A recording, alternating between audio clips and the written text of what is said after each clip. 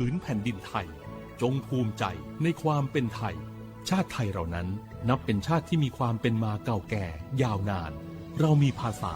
วัฒนธรรมและมีสิ่งต่างๆที่เป็นเอกลักษณ์ให้เราได้ภาคภูมิใจในความเป็นคนไทยเราควรเห็นคุณค่าและมีความรักชาติหวงแหนแผ่นดินอันเป็นมรดกของบรรพชน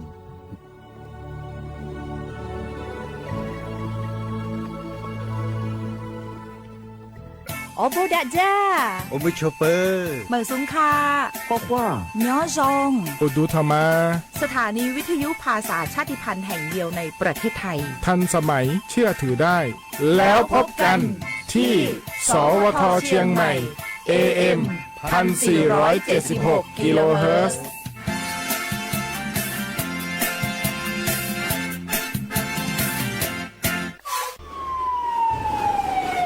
อามิตุเวเจโลกอดะเกดะวิมุหอซาติผาโอยะอดูทะขอเปียเว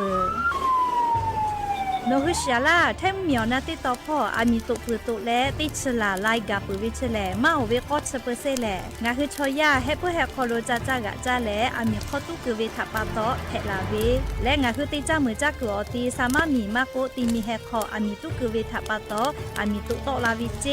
อามิตุและโตลาตาวิมุขอซาจะได้คาแลมาดาวิมุขอซา PM 2.5 แพะไกและกอแลติลาวิก็ตุอุจาเวงาคือชอยาอานาจะได้ผาทะปาโตอาสากะติขอย่อใหญ่เวเจออชโพซัตเซเวอานามาเลอานานิมัสอานาและอุโนเนลูไกเวเจสถาบันวิจัยวิทยาศาสตร์และเทคโนโลยีแห่งประเทศไทยงาคือไทยมีชอติเกนิมาลาเซจาดะและอามิตุเวคาเปเจียเวกอดาเกดาวิมุฮอซาติผาเนคืออย่อดูติผาทะขอเปียเวเตจ้ามือจักกอติติผาทะปาตอมาดาวิมุฮอซา PM 2.5 จะได้ผามากาโตลาจุอโปโครงการนโยบายจะได้ผาทะตาและกาลาตาวิแลสำนักงานการวิจัยแห่งชาติอโมแพวิโยงาคือเจ้าวัดจิ้งใหม่ออกข้อต่อกือตีออกคโลโฆษณาติผาคือกาเวลโกจ้าดาลาแพวิโยอลโกงาคือจิ้งใหม่ออกคโลเวสถานีวิทยุกระจายเสียงแห่งประเทศไทยจังหวัดจิ้งใหม่แลออกข้อต่อเวสายาติผาสู่ไกเวกาวูจ้านอคือและโฆษณาติผาคือกาเวลโกจ้าดาคือโทรศัพท์นำบัตรแนะ0 5 แซนี่สือขอ0ขอฮีไม่ให้เลกะ0ก้อนี่อ้อขอฮีงาสือก้อโทรศัพท์นบะจเวทะจ้าดะและโฆษณาติผากุลาเพวิโย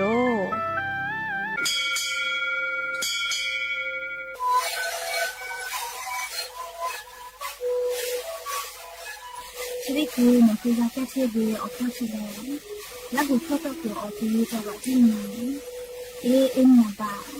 ได้ที่โอหาสุดที่กิโลเฮิรตซ์ได้มีเลี้ยงหลอกเอาพ่อเอายาแก้เชื้อได้มาเลยและได้ชิ้นใหญ่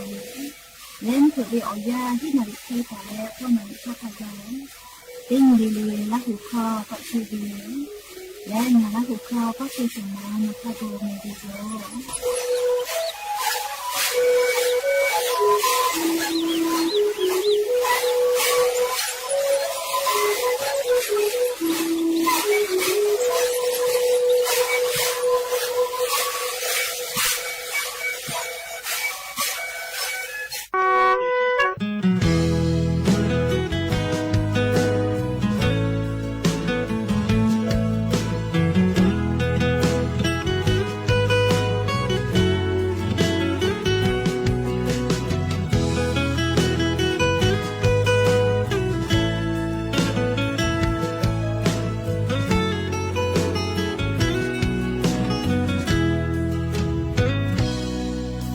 จะเป็นลูกติดเท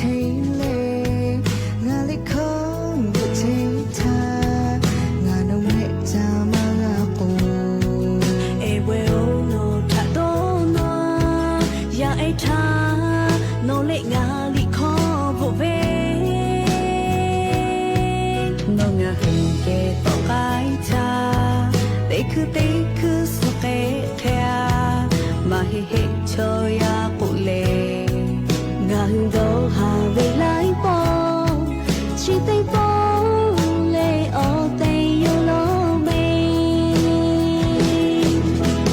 em quay ôm mình cứ chỉ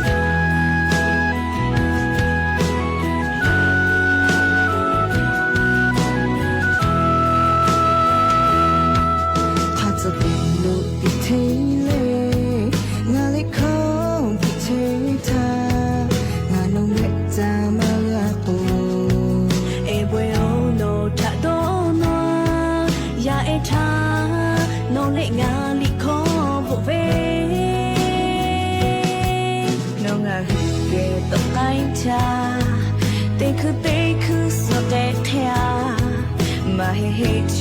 ยากุเลงาฮึนโดฮาเวลายโบชิเตโบเลโอเตโยโลเม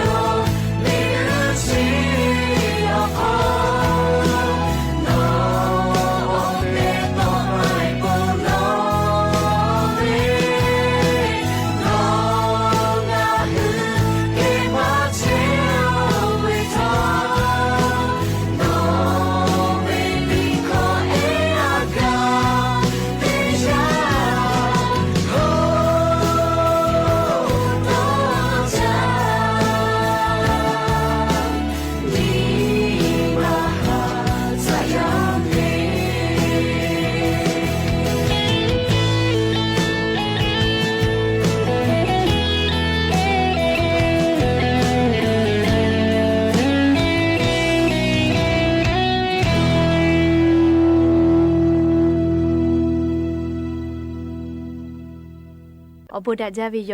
อยากไปหาติปอทอกาดาจาวิอยาชอคโลงะคือติปอกกะมีลาและจบเป้าป้าลุเชตาวิอเนียราหุยาติภาเกลไรกาอบุดาจาคโลงะคืออคอกะเกาะกะดักเชวิทัปตอลอเปแลติกาลิลิทะตะอุยอยาวิอคโลละเซจาแลไรกาอบุดาจาคโลหะอยู่ลาวิโยแมหะวิอเนียราหุยาเขาพ่อเชพ่อลุเชตาวิคักฮิเพเชเลติกาลิลิกะจาแม่ดอแม่แม่กาแม่ฮาเลดอซาเชอลีนาจะได้เจอเวียอยากานี่คือไทมิงกัวคโลแลมุงกูเวียอยาฮอเชฮอโมเวียเจ้ายาเพวิทัปตองะคือเตยาลิเลกาเจ้ายาคัสเพตอลาเชเวอานาอากอติพัทานี่คือตอดาเลปูกากากิจูอโปเตยาลิเลกาอาชุยอตัวยอยากาทะคะแดนยะซาดักอิสิแมและยันวิวยาแลชดิสอคโลสเปเตญีเซฮาปามาชาปาคโลยันยิติชขอญียันยิแลญูญีเพวิโยและจะขอญีฮิญิชขอขอมุขอเตฮาเลเลวิอยาฮินาริควายตาและก็นาริทักขกายเตฮาเลเลงะคือละหุคอไรกาอบุดาเจ้าคโลตอกไกเชวิโยวิทยุเรดิโอ AM ติฮิโอฮาสจิคกิโลเฮิร์ตเตไลพอ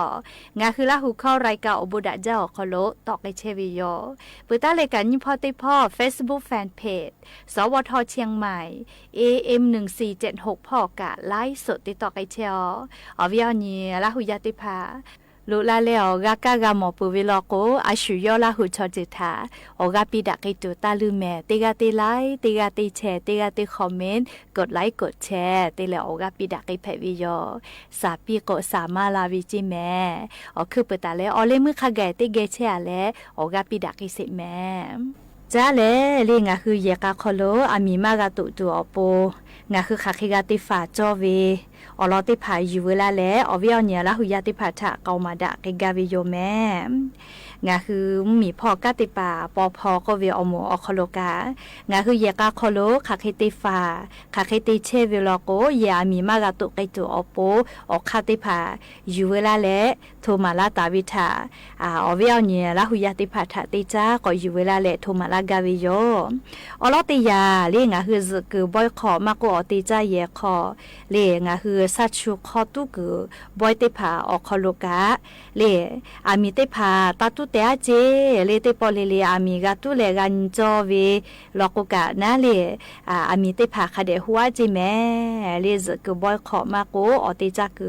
อติจาเยอคโลอามีเยเปขอนอติปอเลอามีติพาคาเดหัวเจนี่คาติคาโลโกเล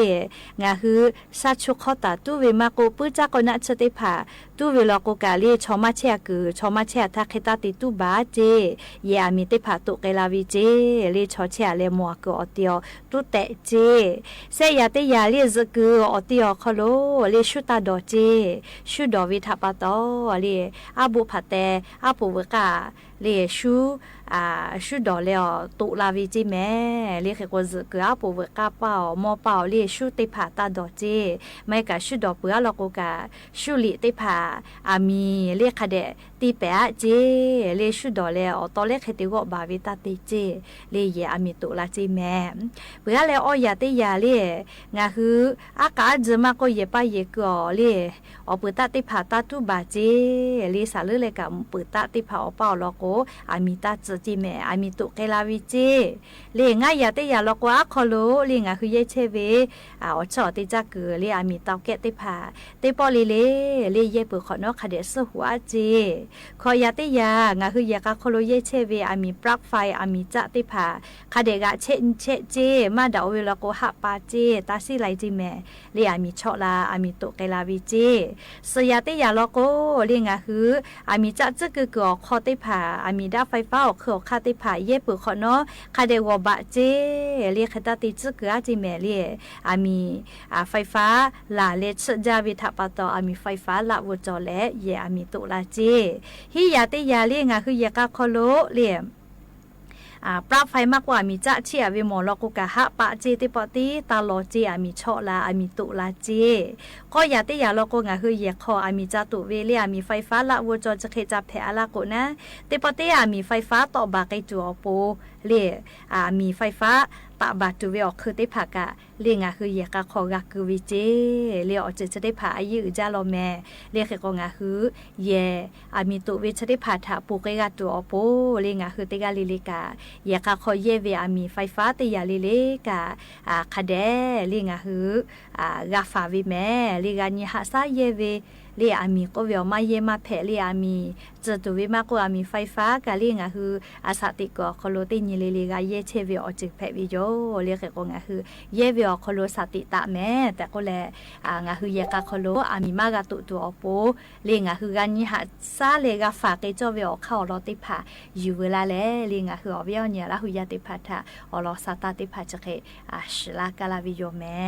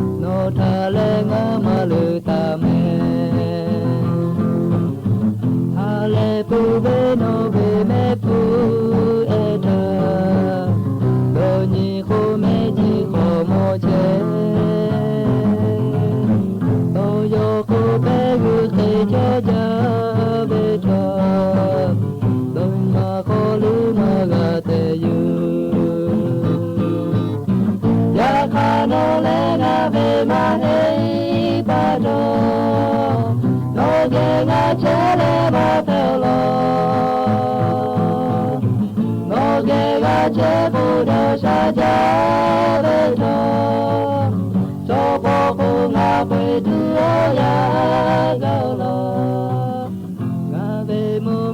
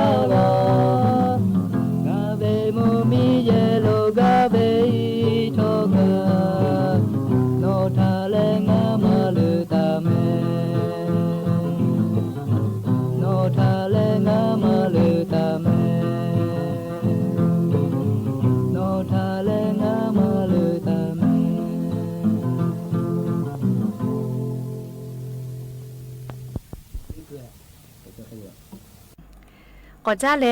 เรียกะตอเวอานาก็เวเลงะนี่คือลาหุคอลอกวอยากให้ไทยคอลอกวโรอิสุกอิสายก็วิโยกะตอเวอานาดีไม่กะอิสุอิสายอานาจะได้พาแลยายด้วยติพาเกียวจะติเพปื้อวิมาหิจิแม่นี่คือชมติภากะแพลาปื้อวิจิแม่ใครแต่แลเรียอิสุอิสายไม่กะกะตอวิชกะแพเอากะอแพปื้อวิจินี่คืออตุคอโลชอยาติกาลิเลกะนี่คือเวโอกาจอวิจก็มานี่คืออตุคอโลชะเลมากานาตูอานามากาเปโลลาตูเลทาบายะบากาเวโอกาจอวิจิอยากให้นี่คือเวโอกาเลคตินี่เลโอกาญัวลาวิทยาทาเลอานาทาตุเวโอกาญัวลาวิทยาทาอิสุอิสายอานาไม่กะกะตอวิอานาก็วิชติภาแพเอากะก็แพปื้อวิจิแม่เฮกว่ากะตอวิอานาแพวิชกะติภาพาโลโกนาจาวิลิอสุติตุติลิคาเบียตอวิอคูกะลิฮอนาเชนาเลกะนาชินาอ๋อเจ้ามานาวิโอกาญูเวจะเขกวิโยติภาพาโลโกลิอสุวตอโกกะตอโกโอยามอวิกาจอวิเมเลียติพาโลโกเลียติพากอสุก็ตอวิกาเลียก็จวิติตุติเลเลอสุเบกก็ฟิอาลาโกกาเลียก็จวิกาโกแกเวนะเลียอกก็เพวินะกะตอวิอานาชกาเลียตุขจาเวติอานาโยเลกะตอวิอานาเพลาวิติยาธามาซมากุเกฮอนาเชนาเลียอสุติโตติลิวเบโกนาเลีย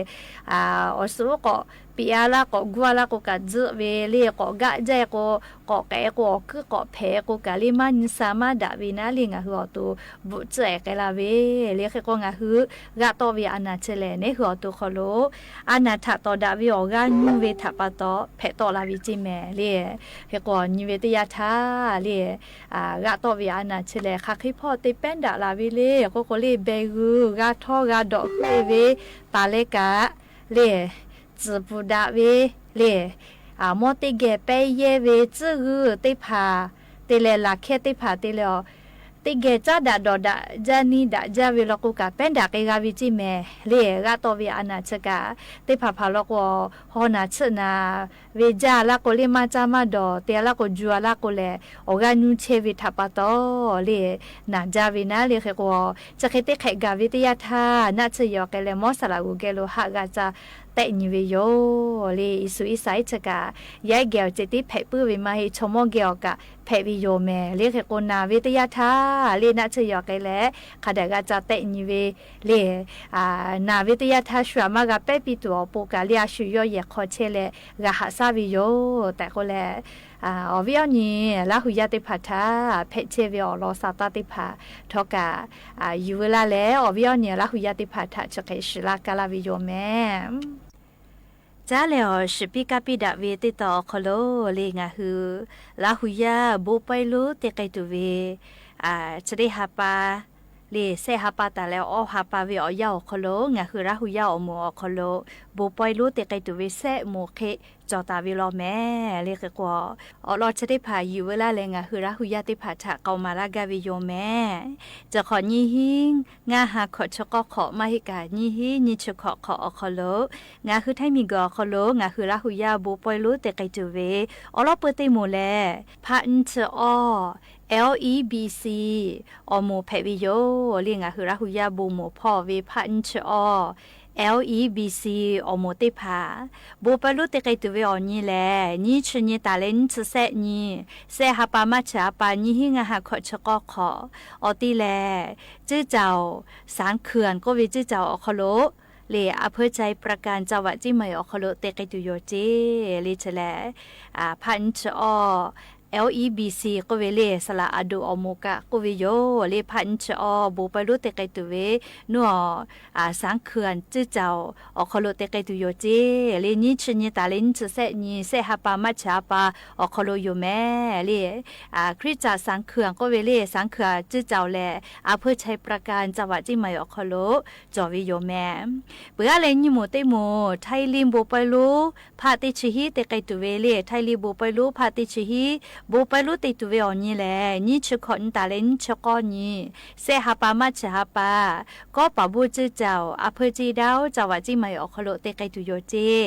นี่ชุกคนตาเล่นนี่ชกอนี่เสหปามาชหปาอคโลแม่จะแหล่ลีไทยลิมบูไปรู้แพวิโยลีพาติชิอคโลเชอวิโยเลียงคือไทยลิมแหละเฮกว่าบุคติผานาละเจเลียงคือราหุยาติโมลิลิกาผือลอกกาฮาเลฮากาลิข้อกาเวคอนเสิร์ตป้อยติผาจอวิจิแม่แล้วบอสที่อิดาวิติภากะจอวิเจเลียงคือราหุยาขมุชโมกะไทยลิมบูไปรู้ติกอตีนี่ชคอนตาเลนชกอนี้เสหปามาชาปาเวอยาอคโลเลนัวก็ปะบูจื้อเจ้าเพจีดาวจังหวัดจิไม่อคโลบูไปรู้ติไกตุเวอเนียวฮาติภาอยู่เวลาแลเลียงคือราหุยาติภาทะเกามาลาวิโยแม่ก็เปื้อเลกาเลพันสเต TLCC บูไปรู้กาเลฮาปัสญีตาเลงานญีอฮาปาอิพริฮาปาญีฮิญีชุขออติแลเลนอเผาจื้อเจ้าอคโลเจเพื่อแม่สวยจังหวะจีให้พ่อเพวิโยเลที LCC แลพันสเตอคโลเชอวิโยบูไปรู้ติตุเวอนีอยาแลฮาปัสญีตาเลงานญีอฮาปาอิพริฮาปาอคโลเจอติแลนอพาเขาจิแม่ลีนัวแม่สวยโยเลจีให้พ่อจอวิโยงาคือละหุยาคามูชิมูเลบูพอสพอเวลาหุยาอโมติผาลโกติเกลาเลบุคอนาลาเลเผือเวอยาลโกเลเลฮาเลฮากาเวอคโลลิข้อกาเวคอนเสิร์ตป้อยติผาจอวิจิแม่เอกชกาลีงาคือไทมิงกอคโลเลบูมูอคโลบูไปรู้ติไกตุเวเซมูจอวิโยเลแขกว่าพันชอ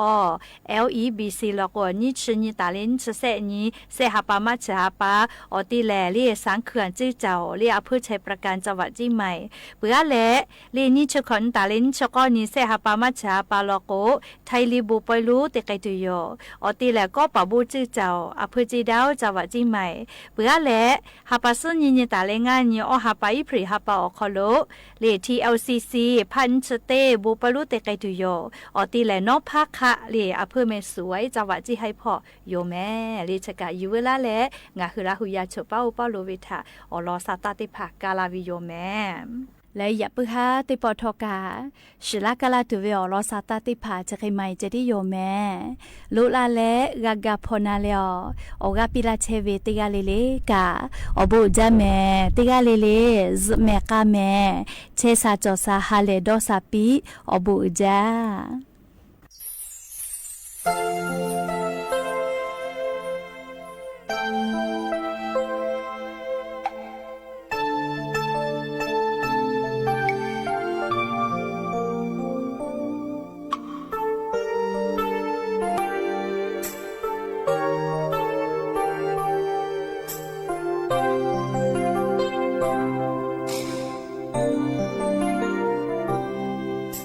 去可乐你是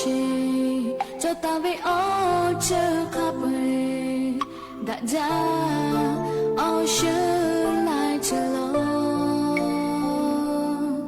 对嘛嘞对嘛嘛是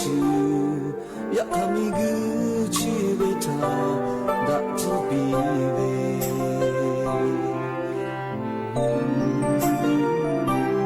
所谓他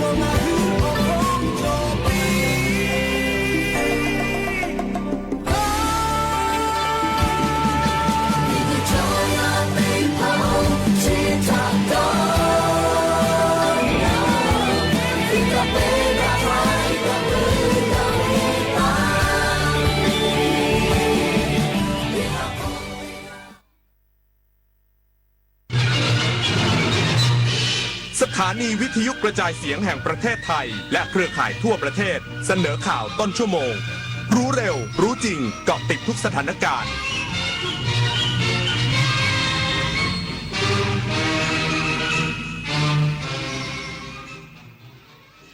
รับฟังข่าวต้นชั่วโมง 21 นาฬิกากับอานนท์นันตะสุคนครับคณะกรรมการบริหารกองทุนน้ำมันเชื้อเพลิงออกประกาศฉบับใหม่ปรับอัตราเงินกองทุนน้ำมันเชื้อเพลิงอีกสักครู่กำลังติดตามรายละเอียดครับ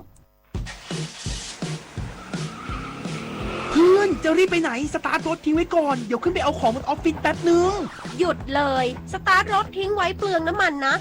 แค่ไม่กี่นาทีเองพลังงานไม่หมดโลกมั้งคำว่าแค่แป๊บเดียวของทุกคนรวมกันหมายถึงพลังงานมหาศาลที่ถูกทิ้งไปเปล่าๆเลยนะจริงด้วยนึกว่าเรื่องเล็กแต่มันเรื่องใหญ่กว่าที่คิดอีกนะเนี่ย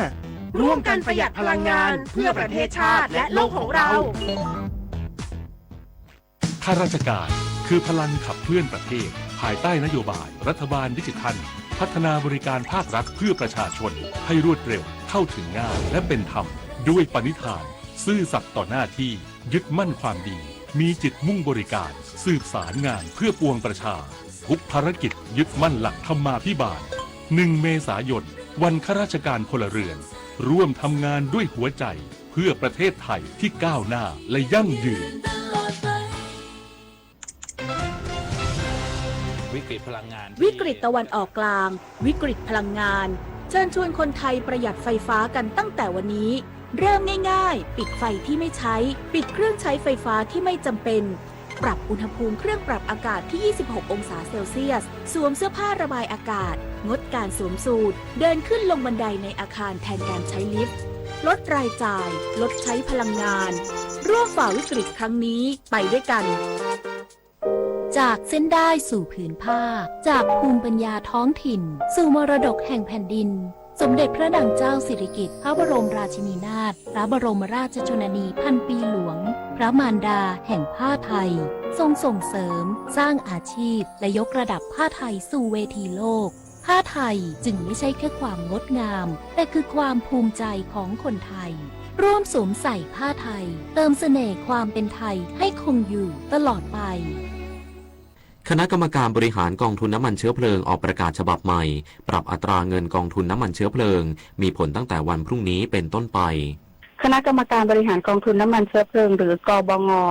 ออกประกาศฉบับที่ 22 พุทธศักราช 2569 ปรับปรุงอัตราเงินส่งเข้ากองทุนและชดเชยสำหรับน้ำมันเชื้อเพลิงเพื่อรักษาเสถียรภาพราคาขายปลีกในประเทศไม่ให้สูงเกินไปและลดภาระค่าครองชีพประชาชนมีผลตั้งแต่วันพรุ่งนี้เป็นต้นไปโดยมีสาระสำคัญคือการกำหนดอัตราเงินส่งเข้ากองทุนอัตราเงินชดเชยและอัตราเงินคืนสำหรับน้ำมันประเภทต่างๆทั้งที่ผลิตในราชอาณาจักรและนำเข้าเพื่อใช้ในประเทศโดยกลุ่มน้ำมันดีเซลสำหรับดีเซลหมุนเร็วธรรมดาและดีเซลหมุนเร็ว B20รัฐยังคงให้การสนับสนุนโดยจ่ายเงินชดเชยให้ลิตรละ20 บาท 36 สตางค์ต่อลิตรขณะที่ดีเซลหมุนเร็วพรีเมียมจะต้องส่งเงินเข้ากองทุนลิตรละ1 บาท 50 สตางค์กลุ่มน้ำมันเบนซินและแก๊สโซฮอล์น้ำมันเบนซินต้องส่งเงินเข้ากองทุนลิตรละ10 สตางค์กลุ่มแก๊สโซฮอล์ส่วนใหญ่จะได้รับเงินชดเชยเช่นแก๊สโซฮอล์95และ91ชดเชยลิตรละ9 บาท 73 สตางค์และแก๊สโซฮอล์ E85 ชดเชยลิตรละ2 บาท 28 สตางค์และกลุ่มน้ำมันอื่นๆเช่นน้ำมันก๊าซส่งเงินเข้ากองทุน10 สตางค์และน้ำมันเตาส่งเงินเข้ากองทุน6 สตางค์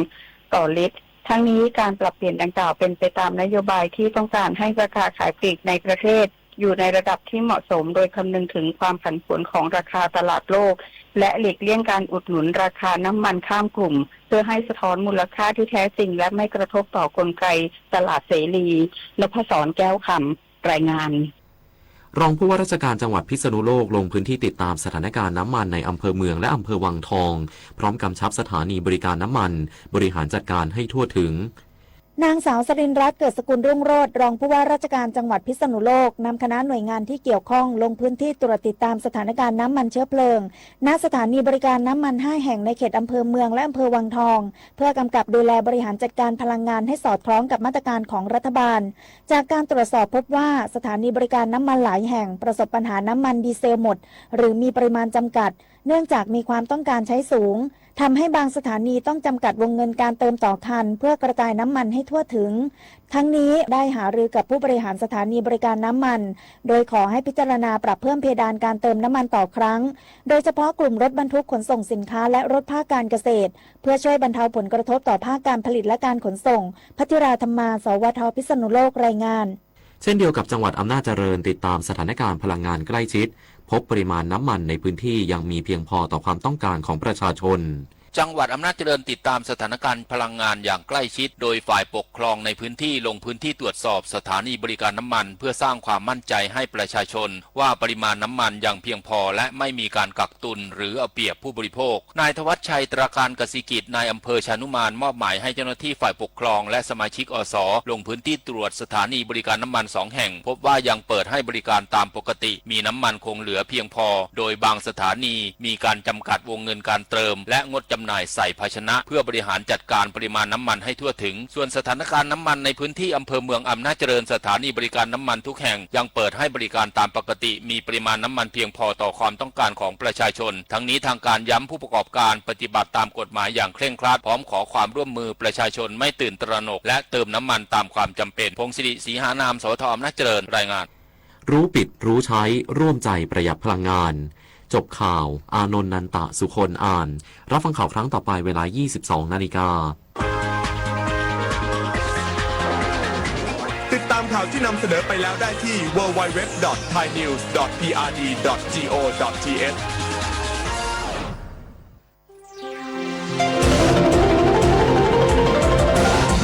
วิทยุแห่งประเทศไทยให้ความรู้คู่ความสุข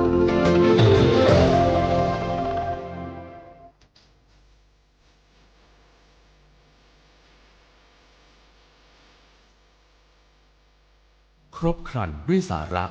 ความรู้และความบันเทิงกับรายการสาระสารพัน 21:10 น.ถึง 22:00 น.ทางสถานีวิทยุกระจายเสียงแห่งประเทศไทย FM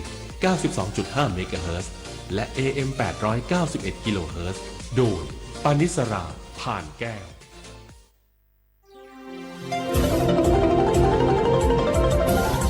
วิทยุแห่งประเทศไทยให้ความรู้คู่ความสุข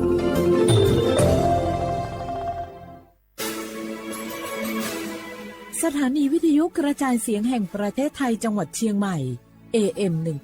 1,476 กิโลเฮิรตซ์สถานีวิทยุภาคภาษาชาติพันธุ์แห่งเดียวในประเทศไทยที่มีความทันสมัยเชื่อถือได้สร้างอัตลักษณ์กลุ่มชาติพันธุ์สู่สากล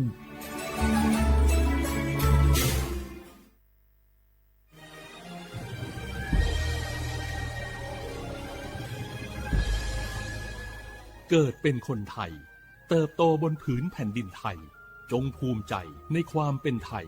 ชาติไทยเรานั้นนับเป็นชาติที่มีความเป็นมาเก่าแก่ยาวนานเรามีภาษาวัฒนธรรมและมีสิ่งต่างๆที่เป็นเอกลักษณ์ให้เราได้ภาคภูมิใจในความเป็นคนไทยเราควรเห็นคุณค่าและมีความรักชาติหวงแหนแผ่นดินอันเป็นมรดกของบรรพชนร่วมภาคภูมิใจในความเป็นไทย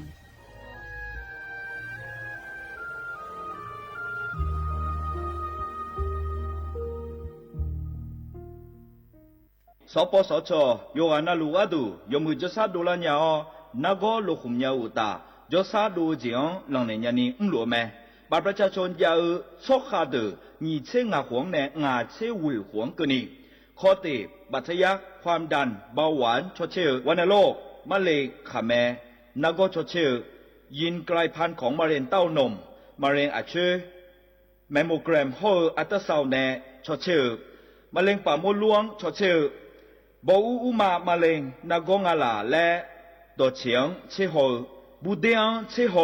ขแมเสดงเชลสิญญาเจมอนาสปสชติซุ่มจำยอ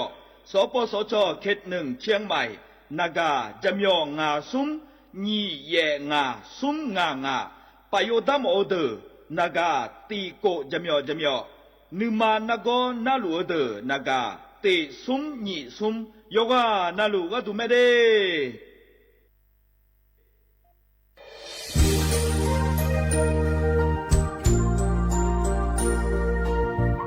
ไอเย่เนียวที่ฟอลโล่กวนในทีมเชียงใหม่และขั้วเธออุฮาเลกะกอบัชมีจากะกอ PM 2.5 กะกอฮอลดามาเดไอเย่นี้มีจาโดโมนะเธอกศูนย์อำนวยการและแก้ไขปัญหาไฟป่าหมอกควันและฝุ่นละอองจังหวัดเชียงใหม่ละเพื่อนกาสโบจะมีงานซุ้มตีนีเย่จะมีเยียงจังเลยยังไม่เดเจ้ามาเมื่อฮอปาย้อนยุ่มได้ยังอาเดเย่เนียวเธอก็พอชอยมีจาอุฮาเลฮอนใน PM 2.5 กะกอฮอลดาอากกามาคาเธอก็แอปพลิเคชันไฟดีและขั้วปาเนออนุมายานะมีจามาบีเคเจเดอันอายามก็ดูนะคนนี้อันตีบาลาติเสียในอันสุมเชติบาลางาซีอาคนนี้พังหายาโกช่วยกันนี้อาส่วนมาขาจะบ่อนายย่อไปยุบ่อยเจเดเหมือนในสำนักงานประชาสัมพันธ์จังหวัดเชียงใหม่นะที่ฟอลโล่กุมอมือดาราญานีทีมเชียงใหม่และขั้วเธอที่ฟอลโล่เกิดดามาเดเธอมีเนทียิที่โกกะนึกะมาพาย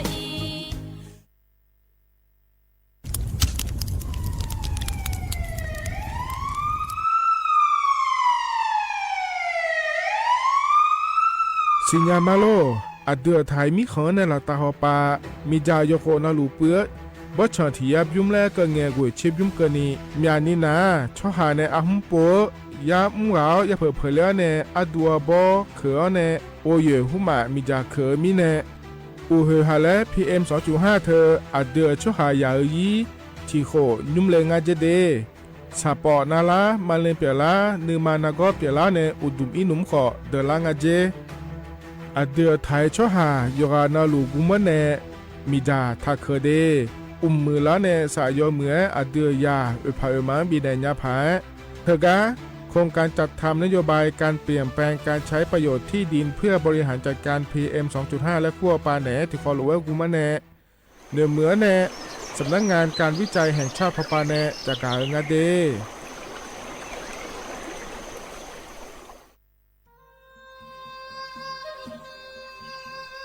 ยอโปนาลูเฮตาฮอดาเงอูเฮฮาเล PM 2.5 เฮมีดาลางาเลสีลางาอาดูมาเนจังเงดเจอปะปะกัวเงเจมีจาเคมีเนเฮดดตอลูชัวยามโดเดลาเนมัวฟาเนียมามึงาเดมีเนพิลาขบยานาลาฮอเนสาโกพปานกอขวานีเปลายังาอาดูมาโยกานาลูกุมเนมีจามาเคนีโยฮาเนยับมุนยับเผลเลอเธอโลไทยในเฉเนวิเกมีจามีกาพี่ฮอเนบอชอมยาลานีอาบอที่ฟอลเวเขาที่ฟอลเวกุมเนมีจาตะเคเดเหมือนเนโยฮานาลูเวอยู่เหมือนจะซาโดนีจอนยาผาเหมือนเนสำนักงานประชาสัมพันธ์ที่3กรมประชาสัมพันธ์พปาเนจากกาเงเด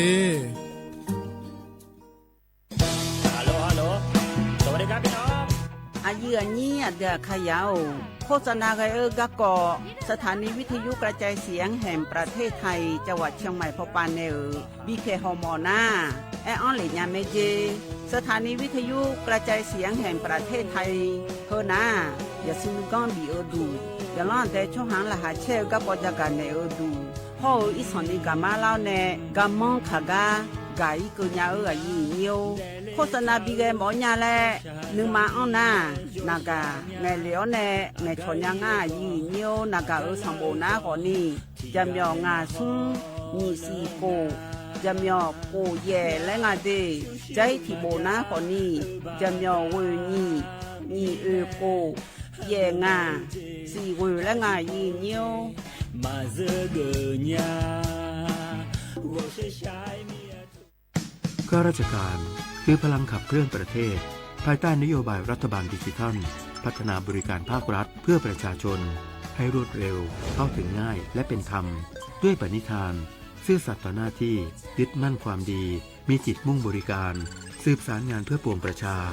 ทุกภารกิจยึดมั่นหลักธรรมาภิบาล1 เมษายนวันข้าราชการพลเรือนร่วมทำงานด้วยหัวใจเพื่อประเทศไทยที่ก้าวหน้าและยั่งยืน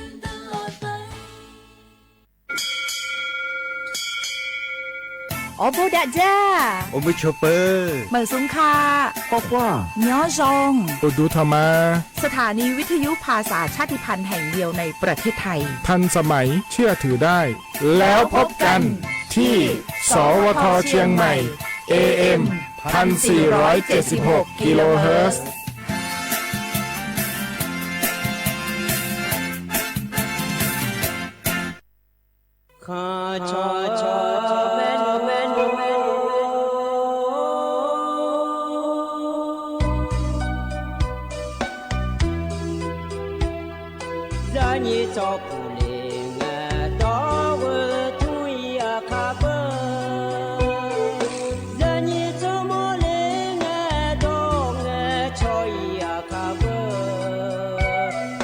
Sopa masi to cha lo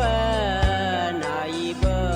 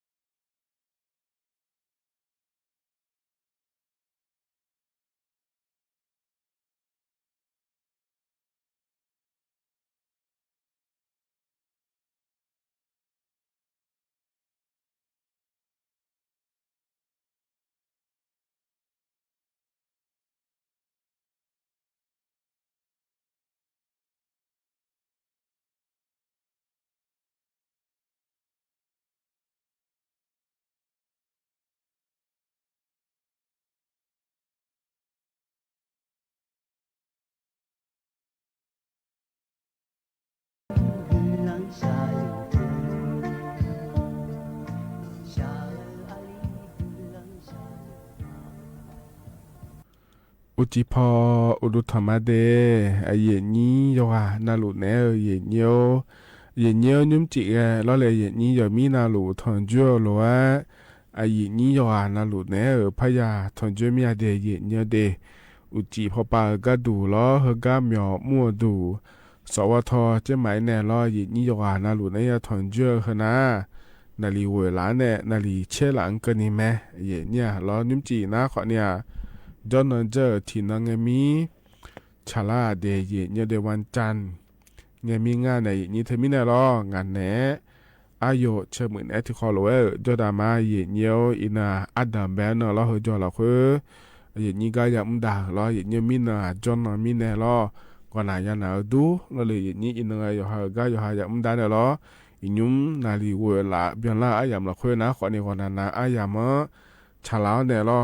เดี๋ยวเจน่ารู้ละเรือเจ้าขอจ่ายเดี๋ยวเนี่ยจะซาเลนะหานะหายจอดูแล้วเลยอย่างนี้งานเนี่ยที่ขอรู้จอดามาเดย์เนี่ยเดเจล่างเงี้ยกดนจอนเนาะมีเนาะงานอะไรนี้งานมาโดฮิบาอีกข้างอดาเล่เนี่ยมีงขารอมาขาเนี่ยอีกข้างอดาเล่อดาเล่จอมางาขอนี่แล้วเลยนี่น่าเธอก็อันนี้ผู้หลักเคยจ่อเตอรออย่างนี้ให้ก็ดูแล้วรอวันเสาร์เงินฉลางเย็นเนี่ยเราวันเสาร์เงินเราด้วยเธอก็เราจะเอาพูนกาแฟโดยช้างแล้วควรเดินเราเทศกาลชิมชาชิมกาแฟแล้วควรเธอจะไม่เดแล้วเราบอกกาแฟหุ่มเราเธอก็บิดโฮเธอแล้วจะเจแล้วทุกเกิดอะไรเนี่ยเราที่มีเนี่ยเราวันเสาร์เงินนะขอนี้ก็ยาเลดามาเราอย่างนี้มีอันนั้นขอนี้ถอนช่วยอย่าถอนช่วยเดราคาเชมีเราอย่างนี้กาแฟขอเนี่ยยาดอหอเดือคาขอเนี่ยมีอันนี้ง่ายถึงการยุ่มกาแฟจังหรูร้อยอย่างเดียว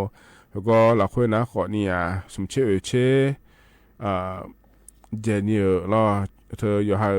โทรจังโดเหลียวเราเลยนี่กาแฟอุมาจังโดเหลียวเราอาคารมีเชื่อแพงขอเนี่ยดูมาดูมือเราอย่างเดียวมีอะไรเราถึงการจังเหลียวง่ายอย่างเนี่ยเราอยู่หากาแฟอยู่หาเราบิดอหอก็ดูเดแล้วเราเนี่ยราคาเชมีเดเย็นนี่เนี่ยถอนจั่วกันล้อเย็นเนียวยุ่งจีก็ที่ขอรู้แล้วพระเจ้าดามาเดเย็นเนียวเดก็เริ่มถ่ายเย็นนี่จะการอาการในภาคเอล้อแล้วถ้ามาป่าแม่ล้อเย็นนี่จะการอาการในภาคเอก็แม่ยังภาคเอก็แม่ล้อเย็นเนี่ยขันงาจะการอาการได้ในบิสิบิกามาเดเย็นเนียวเดมีแนวเย็นนี้น่าหาลูน่าขอนี่ล้อเย็นเนียวเฟซบุ๊กไปในน่าหาลูน่าเดกดไลค์กดแชร์เธอจอนเนี่ยยังไม่ได้ยกหานาลู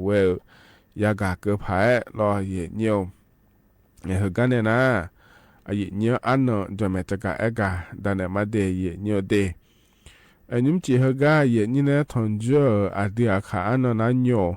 ที่น่าฉลาดงาเดย์เย็นเนียวบลาสีน่าขอเนี่ยสุมสีอาโคนะมังที่โคงาเดย์เย็นเนียวเดย์ไทยอันนั้นอินาวันจันอันนั้นเชโกบาลาฮสีนามีนาคมอาโคลอนิพางายาโกช่วยงาเดยเนียเดเฮนาโคโตลาโตลอเยนี่นะทองเจอนุ่มจีอายาเมื่อละคือเยเนียวเฮกางานนี้ก็เริ่มถ่ายเมื่อจะกะด้านไหนมีนายลอต่อชาติบิมเล่พนาหาดามาเดยุ่มเฮกาพอในบินาหาดา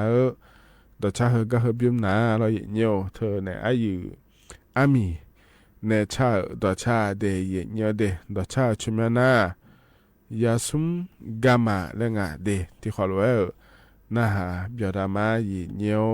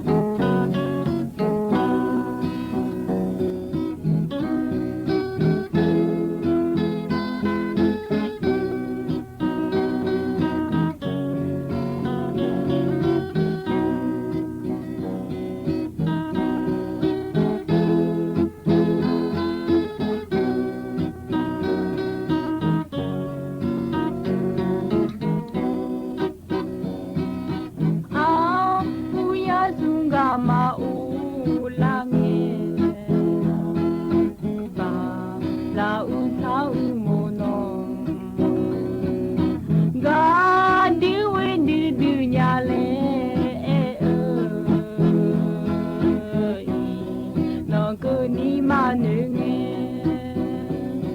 มีตาหือตางาอีชาผิวชื่อมาจาอย่าเพียวนี่ญาเอวขอนงากามาเลงางาอมเจโฮโนดังซาอีงา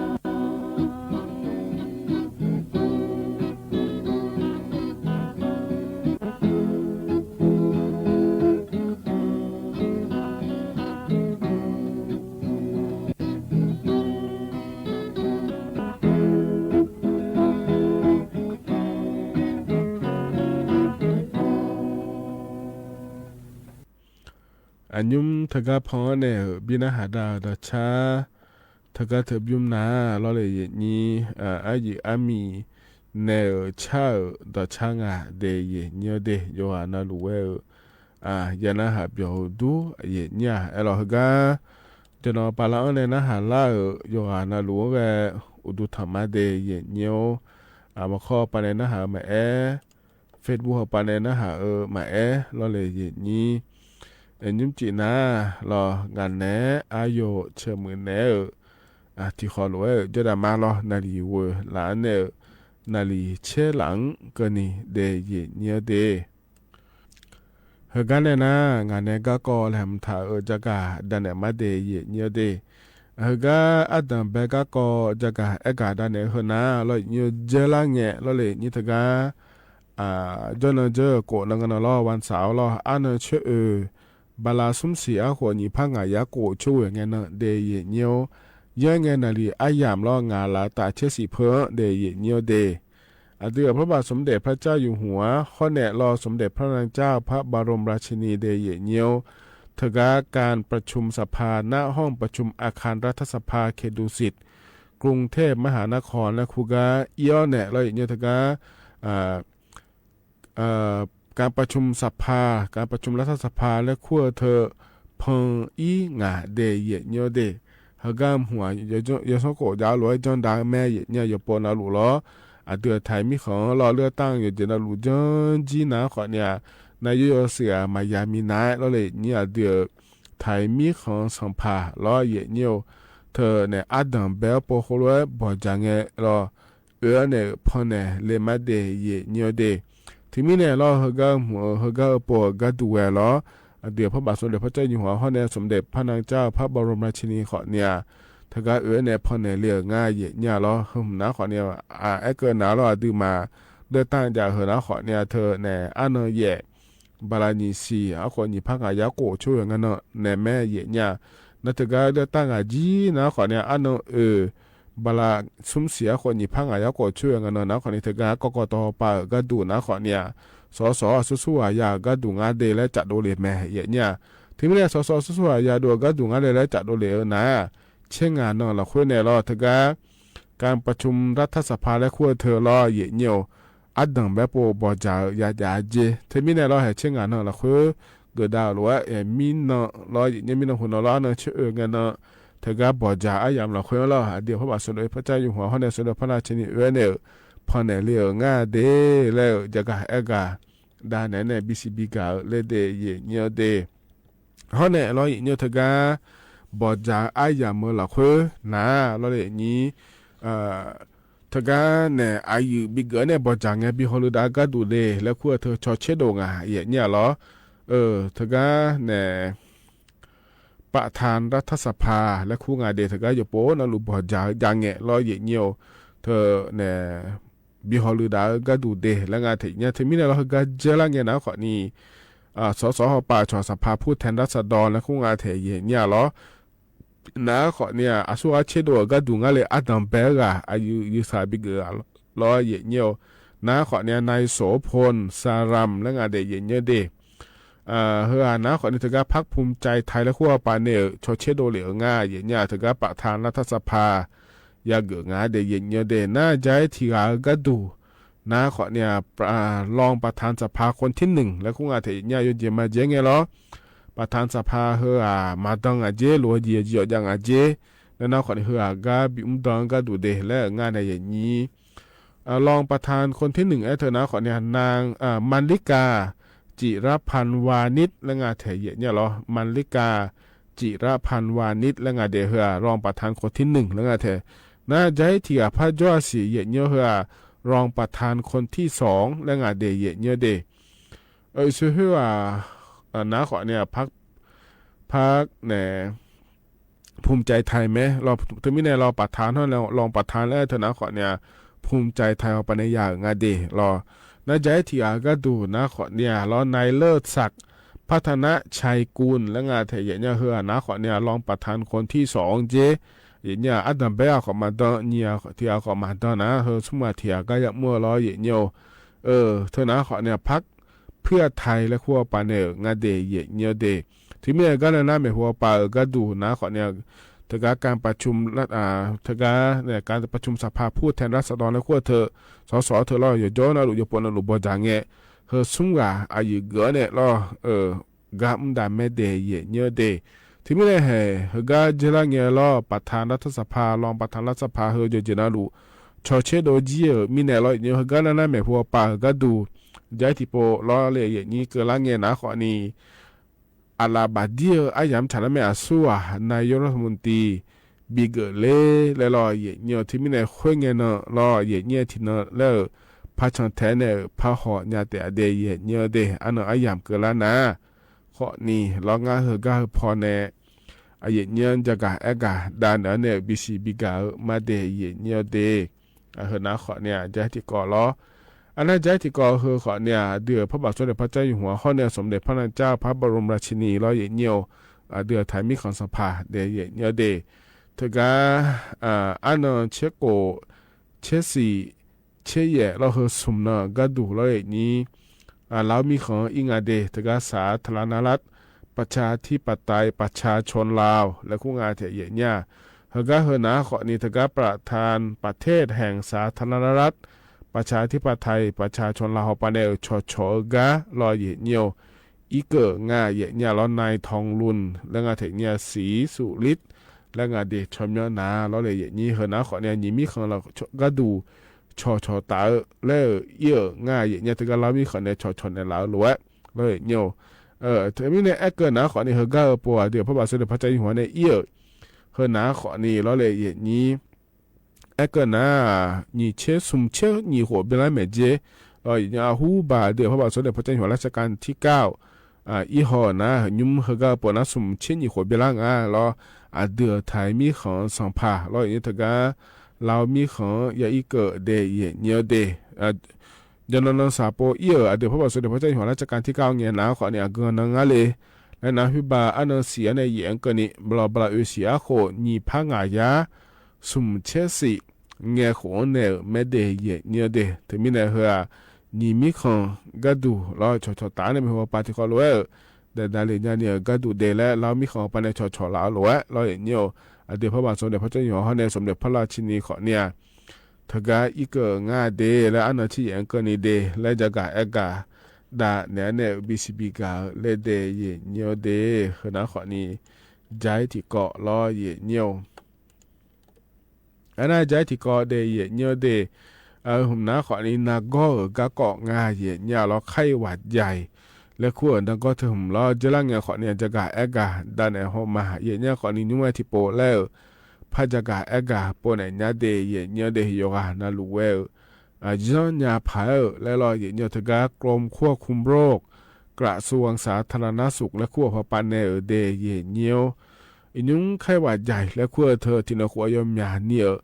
อย่ามองงานจะเดเยเนี่ยเดฮกะที่นขวแต่ขอเนี่ยเราเลยนี้ยุ่มบลา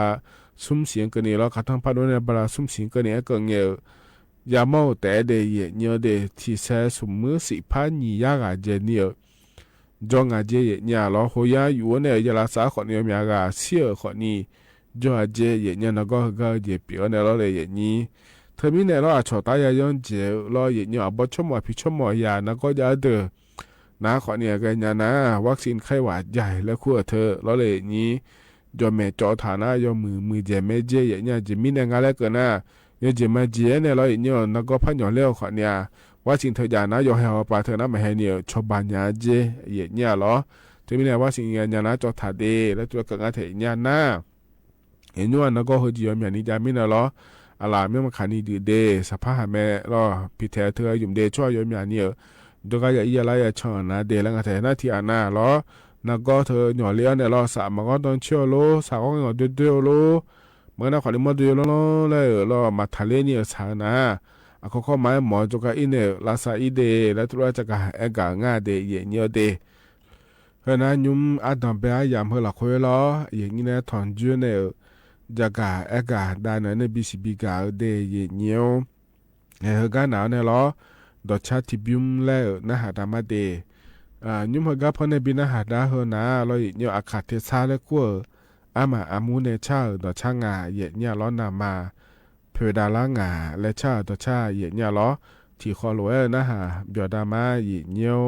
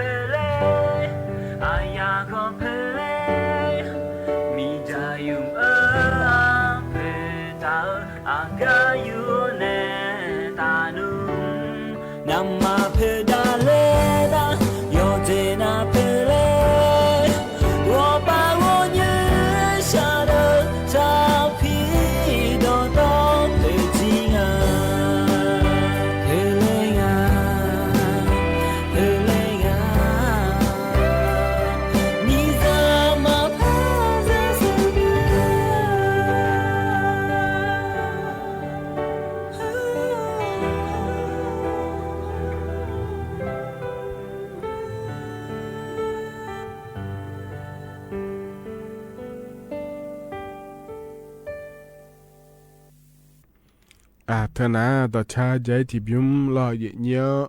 พอเนี่ยบินาหาดารอเยอะนามาเผื่อดาลังแล้วอาคาเทซาอามาอามูในชาต่อชาเยอะพอเนี่ยบินาหาดาเดยุ่มพยายามหลักคนเนี่ยชาลางาเนี่ยเดือดไทยมีคนหลักคนนะรอนามาเผื่อดาล่าสิเยอะไว้ขอเนี่ยมีของก็ดูนะเผื่อดาล่าไม่ได้ไอ้ขอเนี่ยรัฐบาลปานเนี่ยชบากายาลูมีเนี่ยรอเยอะนามาเผื่อดาล่าเนี่ยดูมายายุ่มงาสิเยอะนะไอ้ตัวก็ก่อนเนี่ยตัดเล่นนี่รอเยอะรัฐบาลไปยุ่มขอเนี่ยแม่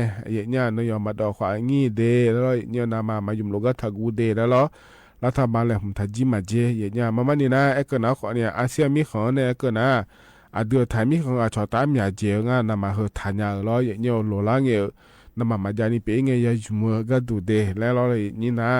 ชอตามยาเจียแม่เนี่ยที่มีนยอมมาดอกขวางี้เดและจากเอกาดูเหลือแม่เดเนี่ยเดเฮนะขอเนี่ยถ้าก็ดอชาเนี่ยตัดเล่นนี่รอนามาเผื่อก็ยุ่มแล้วจากเอกาดานเนี่ยBCB ก็เลเดเนี่ยเดอันนั้นใจที่ก็รอก็จากเอกาดานเนี่ยBCB ก็เนี่ยรอนี่บัตรทองอยู่ลุมเดเนี่ยที่น่ารอเนี่ยถ้าก็จะมาเจงเราทำยังบ้านเบอร์จะหามือโจโลแม่สมมือมีเป้าโจโลแม่ฟ้าหลวงโจโลแล้วไอ้คนนั้นฮึบากูเทมืออีเนี่ยก็จะจะขอโต้เยอะเหรอก็จะมาเมื่อนั้นก็จะขอโต้เลยเนี่ยน่าอยู่หามาดูชมยังบาจามิเนี่ยชมยังพาหมอเนี่ยเลยก็จะมาเมื่อเราคุยชมยังร้อนเนี่ยก็ลาซาหมอเนี่ยเลยแล้วบัตรทองของนี่ทุลุยอย่างงั้นเธอเนี่ยแล้วเธอมีเนี่ยรอเนี่ยทุลุยจังเธอหูบานาหัวใหญ่เนี่ยจังเนี่ยเดเนี่ยเดไอ้คนนี้อินยุมน่ารอเนี่ยย่อแล้วแอปพลิเคชันแล้วก็ปานเนี่ยบิจังยามาเจเดเนี่ยเดจุยจังก็ดูงานเลยและนะรอเนี่ยเธอก็แอปพลิเคชันสปสช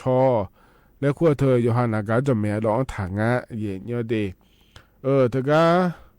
แอปพลิเคชันสปสชแล้วก็เธออยู่หานาการออนนากานาลอยเนี่ยหลักคุยอะไรเรื่องเงี้ยนะคนนี้ไทยไอดีแล้วก็ปานเนี่ยคนนี้เรื่องยังไม่เจเนี่ยรอนะฮะก็เรื่องนะคนนี้ถ้าก็บิชเชเลยจังก็ถ่ายออกไปในบทฐานยังไม่เดเนี่ยเดเลือกเมนูตรวจสอบสิทธิ์และเปลี่ยนหน่วยบริการและคุยเฮยาเจเนี่ยถ้าก็หลักคุยลอยเนี่ยเฮก็เนี่ยนะคนเนี่ยเฮก็เกิดมาเดแล้วรอเธอนะคนนี้เกิดยาสวยไม่เจเดเนี่ยเดเธอไม่ได้นี้บัตรทองยุ่งหลวงเนี่ยรอเนี่ยถ้าก็อยู่หาพัฒนาบ้านให้ยาวแล้วมันยาจอดรออยู่ก็อยู่อินเนี่ยรอเลยนี้ยาลาซาเอียนะรอเนี่ยยุ่มหนาเบอร์หัวอีมาสานีรอบัตรทองให้ก็กูเทมอยู่ในมาเดแล้วรอเนี่ยเจ้ามาเมื่ออยู่ในมาเดแล้วถ้าก็ส่งกันแอปพลิเคชันสปสชและขั้วพอปานเนี่ยรอเลยนี้ชมยังพันยาแม่เดแล้วเนี่ยจะกะเอกาดาเนี่ยBCB กะเลเดเนี่ยหน้าขอเนี่ยใจที่ก็รอเนี่ยอันนั้นใจที่ก็เนี่ยเขาก็จะกะเอกาดาเนี่ยBCB กะลองหน้าขอนี่ยังพาเกยเนี่ยรอชอบบุหรี่ไฟฟ้าและคู่งานรอเนี่ยนี่มีจาไฟฟ้าเนี่ยอยู่ว่าอย่าหอดเธอรอเนี่ยถ้าก็กรมควบคุมโรคและควบปัญหายังพางานเจเนี่ยมันนี่นะยาหอแล้วถ้าเกิดจะขอนี่อยู่หามาโดนเดือดร้อนไหมเนี่ยน่าใจที่พายังยังเจตกาเนี่ยบุหรี่ไฟฟ้าหลักคุยนาเราเนี่ยชอสารหนูและคู่งานเดียเนี่ยเหือช่วยยาหยุดดื่มมาเดือดร้อนเนี่ยมาเลี้ยงขอนี่เป็นร้านยังเจเดียเนี่ยเดอย่างนี้เธอก็ยาหอบุหรี่ไฟฟ้าและคู่เธออยู่ไงล่อสารหนูและคู่เธอมาโดนอยู่หามาโดนมาสิญญาเนี่ยออนไลน์ยังเจเนี่ยเราเธอมีเนี่ยหรอเกณฑ์นะขอเนี่ยด้านเนี่ยนะขอนี่ด้าเราอยู่หามาด้าเจเนี่ยเลยและนะขอนี่เราเลยอย่างนี้ขอยาเนี่ยขอเนี่ยด้าเลยเนี่ยไม่ได้เนี่ยเด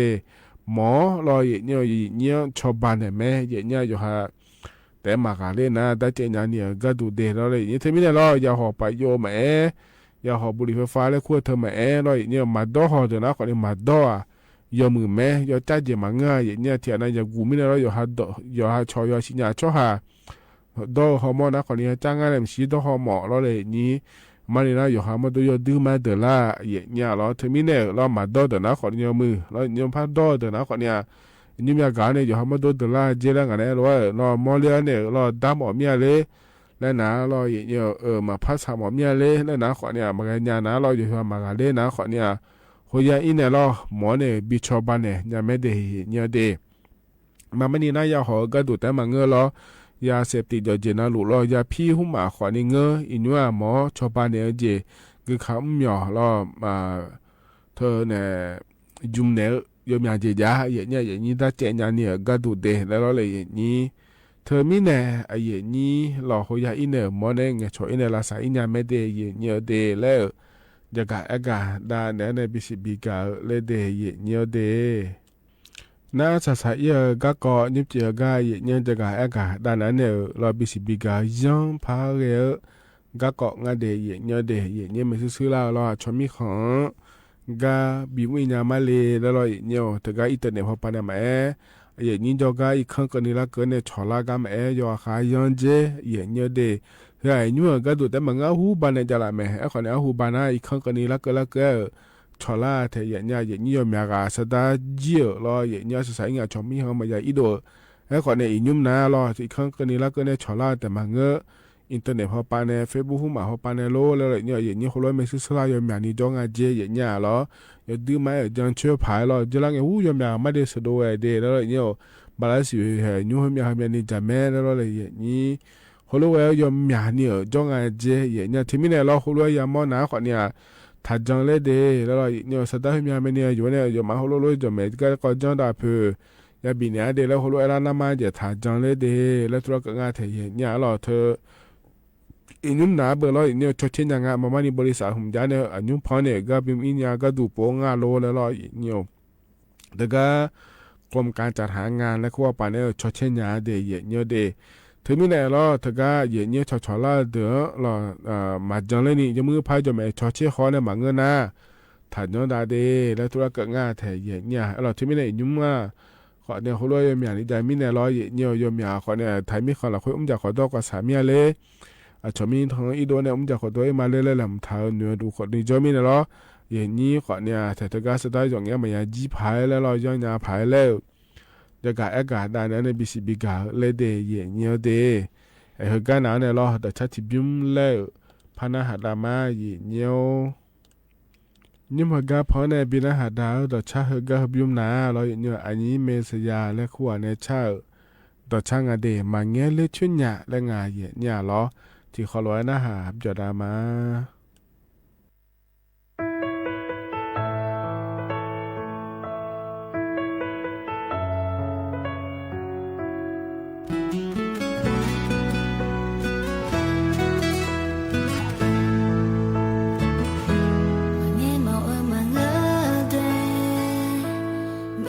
什么念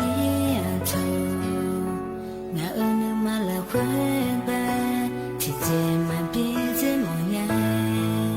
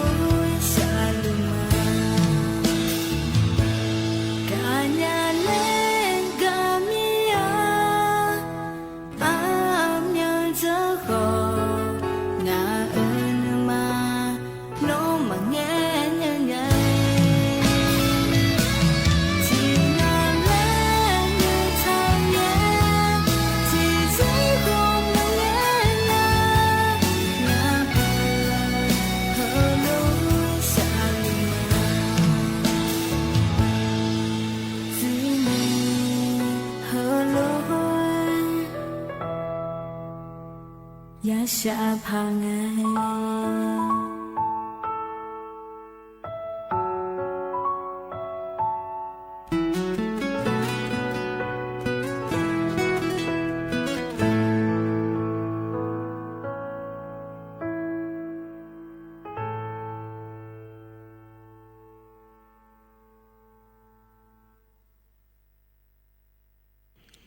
เธอนะต่อชาใจที่บิมหกาพอในบินาหาดาล้อยานาหาเบียวด้วยเยเนียวเดก็เลยนะล้อเยเนียวอายามข้าเจล่าเหออายชากาเลพบินาหาดากามาเด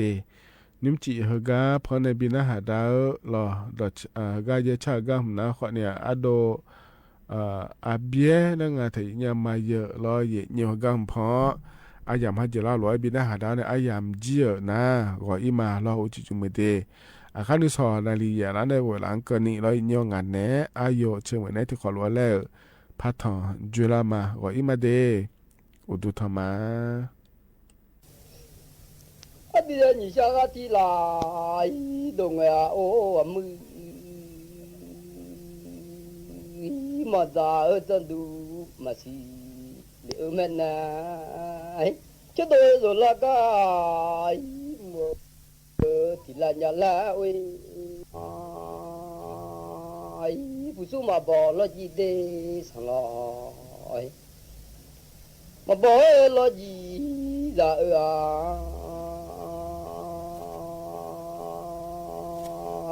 ผู้ตาเล็กเจมาโนอันบอกเดจะลาลาจ่ายโยโดเลียงโอ้มือจะลาขลายโยสิเดแล้วก็บ่มือมาโอจะไปมาอยู่โอเดสมุมีคนนี้เสือที่ลาเดละมีมาอีมีสมุมาอีมีมือดีที่ลาโอชาวมาชาลาโยอันมีสมุมีคนนี้เชื่องมือโอเดละมีมาอีมีก็มือคนละวงมาก็เล่าเลยเบบสลามาจามี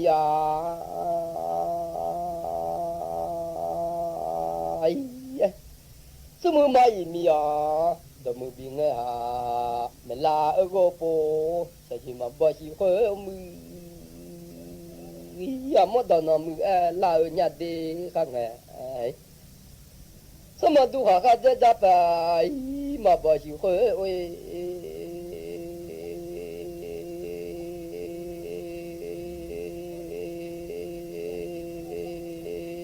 ยามมือขาโอ้ยยามมือลมมากาเสลอมยาจะปะมาโอ้โหขาลุมาขาเสลอยามือว่าชอมาชาลามี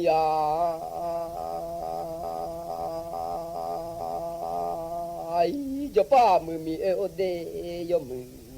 มือมีว่าชอมาชาลายออันยา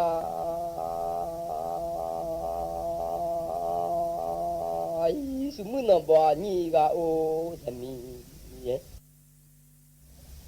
จัวจัวนนโดยนลเจอกาโอเด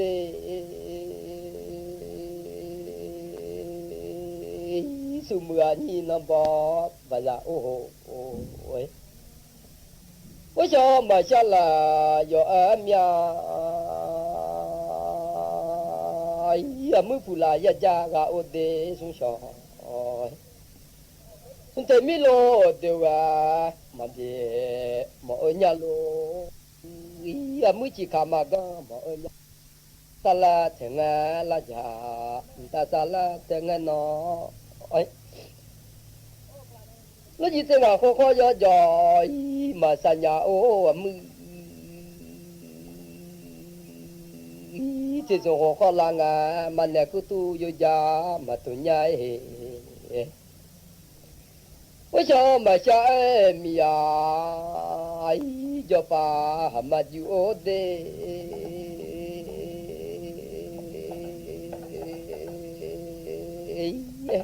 จะป้าไม่มียาบะมืออยู่อะไร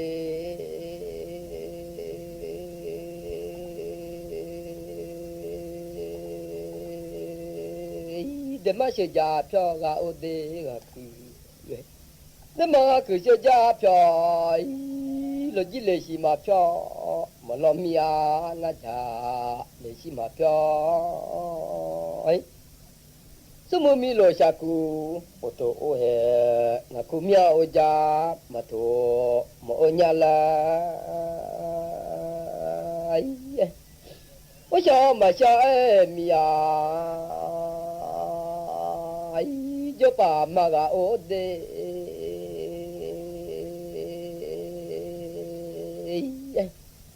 จะยิ่งยอดเจงาที่อาเดลิชาเอมีอา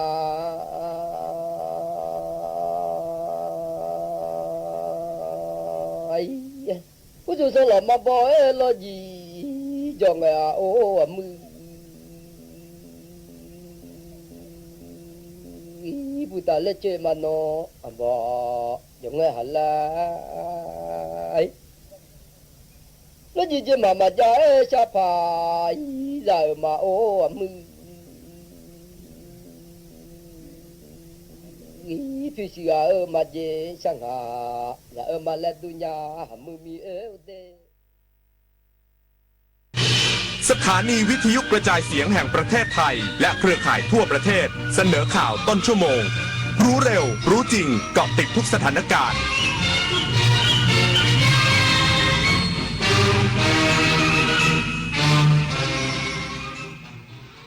รับฟังข่าวต้นชั่วโมง 22 นาฬิกากับอานนท์นันตะสุคนครับโฆษกกองทัพบกชี้แจงปัจจุบันมีการวางลวดหนามในพื้นที่ซำแต่จังหวัดศรีสะเกษอีกสักครู่กับมาติดตามรายละเอียดครับ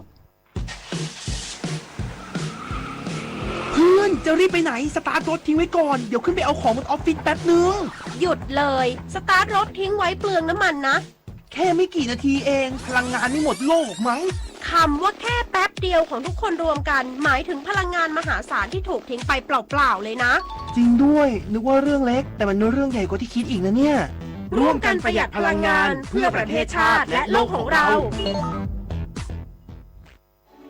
แสนอาลัยสมเด็จพระพันปีหลวงไทยทั้งปวงหมองหม่นก่นร่ำให้พระผู้เสด็จสู่ฟ้าสวรรคาลัยแนบดวงใจตามพระบาททุกชาติภพปวงประชาน้อมสำนึกในพระมหากรุณาธิคุณเป็นล้นพ้นอันหาที่สุดมิได้ข้าพระพุทธเจ้าคณะผู้บริหารข้าราชการและเจ้าหน้าที่สถานีวิทยุกระจายเสียงแห่งประเทศไทยกรมประชาสัมพันธ์วิกฤตพลังงานวิกฤตตะวันออกกลางวิกฤตพลังงานเชิญชวนคนไทยประหยัดไฟฟ้ากันตั้งแต่วันนี้เริ่มง่ายๆปิดไฟที่ไม่ใช้ปิดเครื่องใช้ไฟฟ้าที่ไม่จำเป็นปรับอุณหภูมิเครื่องปรับอากาศที่ 26 องศาเซลเซียสสวมเสื้อผ้าระบายอากาศงดการสวมสูทเดินขึ้นลงบันไดในอาคารแทนการใช้ลิฟต์ลดรายจ่ายลดใช้พลังงานร่วมฝ่าวิกฤตครั้งนี้ไปด้วยกันข้าราชการคือพลังขับเคลื่อนประเทศภายใต้นโยบายรัฐบาลดิจิทัลพัฒนาบริการภาครัฐเพื่อประชาชนให้รวดเร็วเข้าถึงง่ายและเป็นธรรมด้วยปณิธานซื่อสัตย์ต่อหน้าที่ยึดมั่นความดีมีจิตมุ่งบริการสืบสารงานเพื่อปวงประชาทุกภารกิจยึดมั่นหลักธรรมาภิบาล1 เมษายนวันข้าราชการพลเรือนร่วมทำงานด้วยหัวใจเพื่อประเทศไทยที่ก้าวหน้าและยั่งยืน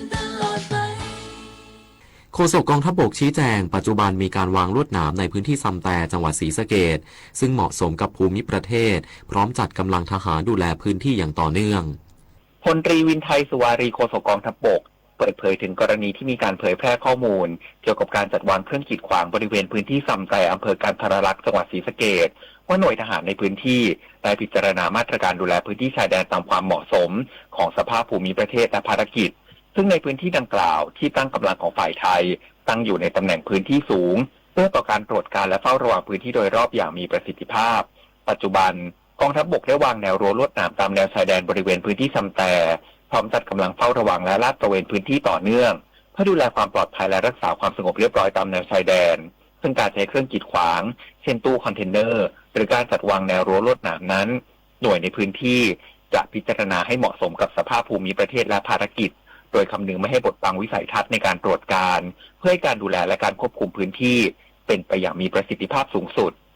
ปริญญวิทย์เปี่ยมสมบูรณ์รายงานกระทรวงวัฒนธรรมเร่งทำงานเชิงรุกนำข้อมูลประวัติศาสตร์ชุดไทยมาเผยแพร่เพื่อสร้างความเข้าใจที่ถูกต้องแก่ประชาชนทั้งในและต่างประเทศนางสาวสัปดาไทยเศรษฐ์รัฐมนตรีว่าการกระทรวงวัฒนธรรมกล่าวถึงกระแสวิพากษ์วิจารณ์ชุดไทยที่เกิดขึ้นว่าไม่ได้นิ่งนอนใจและขอบคุณประชาชนที่มีข้อห่วงใยเรื่องชุดไทยพระราชนิยมขอให้เชื่อมั่นว่ากระทรวงวัฒนธรรมจะทำงานเชิงรุกมากขึ้นเผยแพร่ข้อมูลที่ถูกต้องตามหลักสากลอย่างต่อเนื่องยืนยันจะทำงานเชิงรุกเพื่อเผยแพร่ข้อมูลที่ถูกต้องขอให้คนไทยภาคภูมิใจว่าคนไทยมีมรดกและประวัติศาสตร์ที่ชัดเจนซึ่งมีข้อมูลที่สามารถอ้างอิงได้ตามหลักวิชาการกรณีสังคมเป็นห่วงเรื่องคำว่ามรดกวัฒนธรรมร่วมเห็นว่าการที่จะเสนอข้อมูลทุกอย่างต้องอยู่บนพื้นฐานของความรับผิดชอบในฐานะที่เป็นผู้บริหารการเผยแพร่ข้อความจะต้องมีความรอบคอบและต้องมีความรับผิดชอบหากเป็นความรู้สึกส่วนตัวเช่นหากเป็นคนธรรมดาไม่ได้มีหัวโขนสามารถออกมาพูดได้อย่างง่ายดายแต่ทุกอย่างต้องมีความรับผิดชอบจึงอยากให้ประชาชนมั่นใจเรื่องกระบวนการต่างๆที่พยายามดำเนินการในเรื่องของมรดกวัฒนธรรมร่วมก้าวข้ามผ่านความขัดแย้งอยากให้นำข้อมูลทางวัฒนธรรมที่มีความสร้างสรรค์นำมาเสนอและใช้วัฒนธรรมเป็นตัวเชื่อมเพื่อให้ภูมิใจในวัฒนธรรมมองผ่านเรื่องความขัดแย้งไม่อยากให้คนไทยมานั่งถกเถียงกันเรื่องของข้อมูลที่มีความครบถ้วนอยู่แล้วและจะต้องประชาสัมพันธ์ให้เข้าถึงประชาชนมากขึ้นนอกจากนี้จะมีการจัดแผนทำงานเป็นรูปธรรมชัดเจนโดยจัดกิจกรรมโรดโชว์ในระยะเวลาอันใกล้นี้จะเดินทางไปใน3ประเทศได้แก่กรุงเฮกประเทศเนเธอร์แลนด์ประเทศญี่ปุ่นและกรุงปารีสประเทศฝรั่งเศสไมชโยรายงานผู้ประกอบการน้ำมันในจังหวัดภูเก็ตยืนยันยังคงมีปริมาณน้ำมันเพียงพอให้บริการประชาชนไม่ได้อยู่ในภาวะขาดแคลน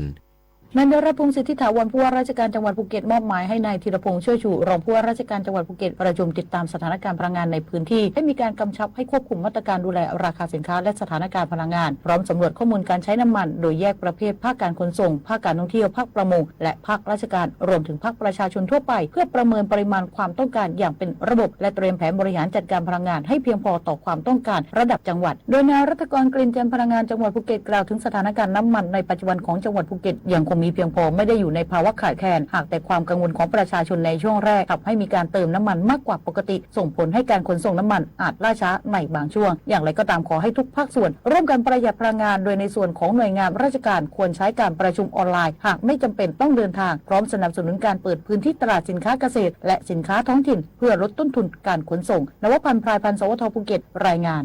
1 คนลดน้อย100 คนลดมากรวมพลังทั้งชาติไทยไม่ขาดพลังงานจบข่าวอานนท์นันตะสุคนอ่านรับฟังข่าวครั้งต่อไปเวลา 23:00 น.ติดตามข่าวที่นำเสนอไปแล้วได้ที่ www.thainews.prd.go.th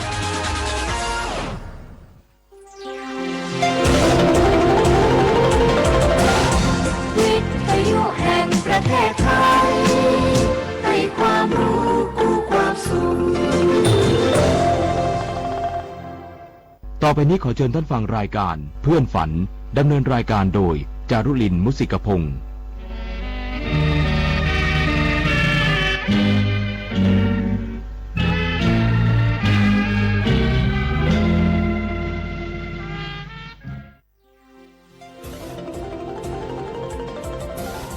วิทยุแห่งประเทศไทยให้ความรู้กู้ความสุข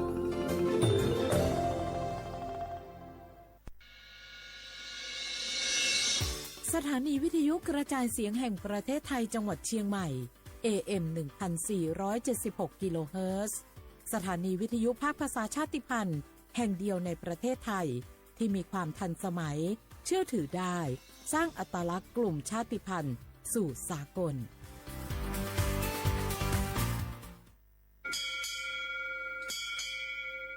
อ๋อโบดะจ้า โอมิชอเปอร์ เหมอซุงคา ปอกว่า ย้อซง โอดูธรรมา สถานีวิทยุภาษาชาติพันธุ์แห่งเดียวในประเทศไทย ทันสมัยเชื่อถือได้ แล้วพบกันที่ สวทเชียงใหม่ AM 1476 กิโลเฮิรตซ์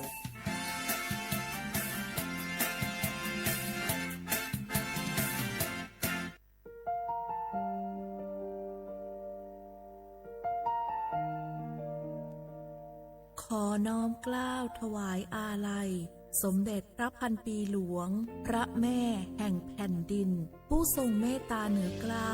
ขอพระองค์เสด็จสู่สวรรคาลัยข้าพระพุทธเจ้า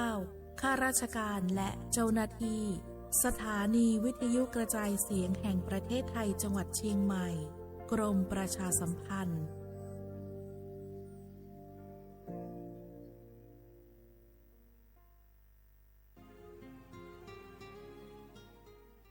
This is a moment of profound grief for the Kingdom of Thailand. The collective voices of Radio Thailand Chiang Mai join the Thai nation in mourning the passing of our beloved Queen Martha, Her Majesty Queen Sirikit. Her life was a testament to the unwavering service, grace, and deep love for the Thai people. Our humble condolences and thoughts are with His Majesty the King, the royal family, and all the Thai people during this deeply sorrowful time. We will remember her forever.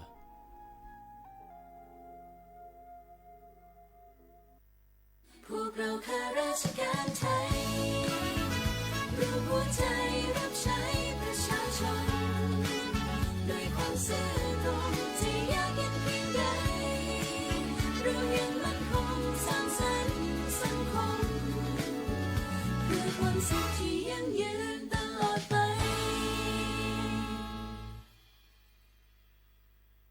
ช่วงนี้ได้ยินคนบ่นกันเยอะเลยนะเรื่องความไม่โปร่งใสเนี่ยใช่แต่รู้ไหมล่ะว่าจริงๆแล้วพวกเราช่วยกันได้นะทำยังไงหรอเดี๋ยวนี้มีช่องทางร้องเรียนที่เข้าถึงง่ายแจ้งเบาะแสได้สะดวกมากอย่างสายด่วนปปช1205อ๋อแบบนี้ทุกคนก็มีส่วนทำให้บ้านเราดีขึ้นได้จริงๆแน่นอนการต่อต้านทุจริตจะสำเร็จได้ก็เพราะคนอย่างเราร่วมมือกันสำนักงานประชาสัมพันธ์ที่ 3 กรมประชาสัมพันธ์อยากใช้สิทธิ์บัตรทอง30 บาทรักษาฟันสังเกตสติ๊กเกอร์คลินิกทันตกรรมชุมชนอบอุ่นแล้วยื่นบัตรประชาชนก็ได้ทำฟัน5รายการอุดฟันถอนฟันขูดหินปูนเคลือบหลุมร่องฟันและเคลือบฟลูออไรด์ไม่มีค่าใช้จ่ายไม่ต้องรอคิวนานแถมใช้สิทธิ์ได้ปีละ3 ครั้ง30 บาทรักษาทุกที่ที่คลินิกทันตกรรมชุมชนอบอุ่นสอบถามเพิ่มเติมสายด่วนสปสช1330 24 ชั่วโมง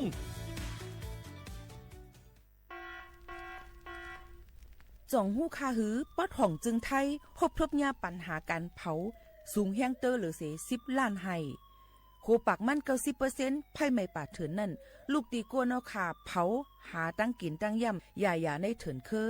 และการเผาไหว้หรือเสเหตุการณ์ให้การสนอำว่าได้เป็นเพิงต้นเข้ากับอันผูกเลี้ยงตัวสัตว์นั่นในเฮาค่ะเป็นปัญหาเฮ็ดให้เกิดหมอกควันกล้อง PM 2.5 เป็นเพเฮ็ดให้ตุ้มเตอถึงป้ายอยู่ลีเฮาค่ะอาสาเฮาค่ะก็ติปอดตุ้มเตอถึงตั้งเป็นปอดตั้งเป็นแก่นสาตั้งเป็นหัวใจและออกลูกไหวไหลในค่ะห้องการป้ายทรายและเทคโนโลยีตั้งเมืองจึงไทยย้อนผิดหมอกให้พ่อแม่พี่น้องเขากึดลือการเผาปันจันล้มแสนเซอร์อันลีตาลูกตาลานเฮาค่ะจอมตอนโครงการวางแผนการเจอตีลินตาเตลดย่อมฝุ่น PM 2.5 เลยตั้งมุมมองไฮลีเสวชสำนักงานวิจัยแห่งชาติ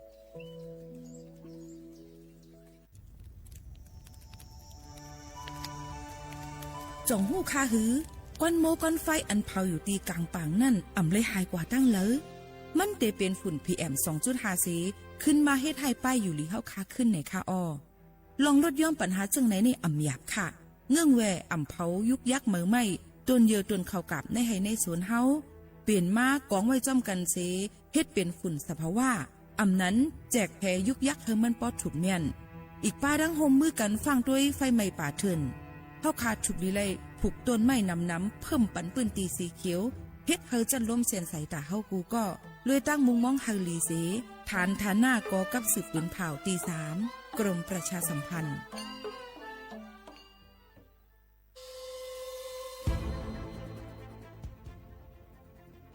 ย้อนผิดหมอกพี่น้องเขามาโฮมเป็นจุ้มเหลียวกันดังเจดอนเก้งใหม่โฮมกันแกลิดปัญหาไฟไหม้ป่าเถินหมอกก้อนก้องก้อนมูและฝุ่นเล็กๆ PM 2.5 ค่ะสั่งว่าโทพันไฟไหม้กับสืบกว่าตึงลาดไลตีอองตีแกลิดปัญหาไฟไหม้ป่าเถินและหมอกก้อนเจดอนเก้งใหม่หมายฟ้น0531128808ในค่ะเจดอนเก้งใหม่ค่ะออกปักเปิงหมายมีเฮกังแกลิดปัญหาหมอกก้อนก้องก้อนโมและฝุ่นเล็กๆ PM 2.5 เนื้อปืนตีเหลออันอ่ำเลยคว้างเฮาเผาผ่านมาดีแอปพลิเคชันไฟดีห้ามเผากำเร็วในนั้นค่ะอย่าไปเผาล้าอ่ำว่าได้เป็นตีกลางปางอองตีห้ามเผาเกยยุกยักไม่ดอกกูอันในค่ะแต่เอาวันที่1เดือน1อิงเกรด2หิงปลาย26ต่อถึงวันที่31เดือน5 2หิงปลาย26ในผู้เหลอเผอเฮ็ดผิดปักเปิงเตญาตัวตามตั้งผิดจำหนังปักเปิงหมายมีกำเหลวในนั้นค่ะเลยตั้งมุงมองไฮลีเซห้องการฐานฐาหน้ากอกับสืบเจดอนเก้งใหม่มาโฮมเป็นจุ่มเหลวกันดังเจดอนเก้งใหม่โฮมกันรักษาสภาวะฟิงตื้นเป็นเฮ็ดให้จันล้มถวยเจออันลีต้องฟ้าเสียนเสออ่ำมีหมอกก้อนกองก้อนโม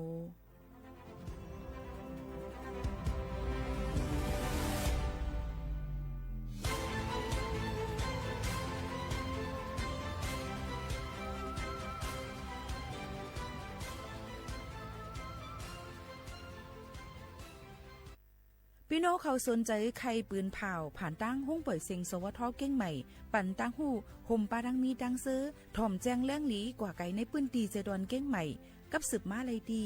สวทเก้งใหม่หมายฟ้น053276068และ0922468579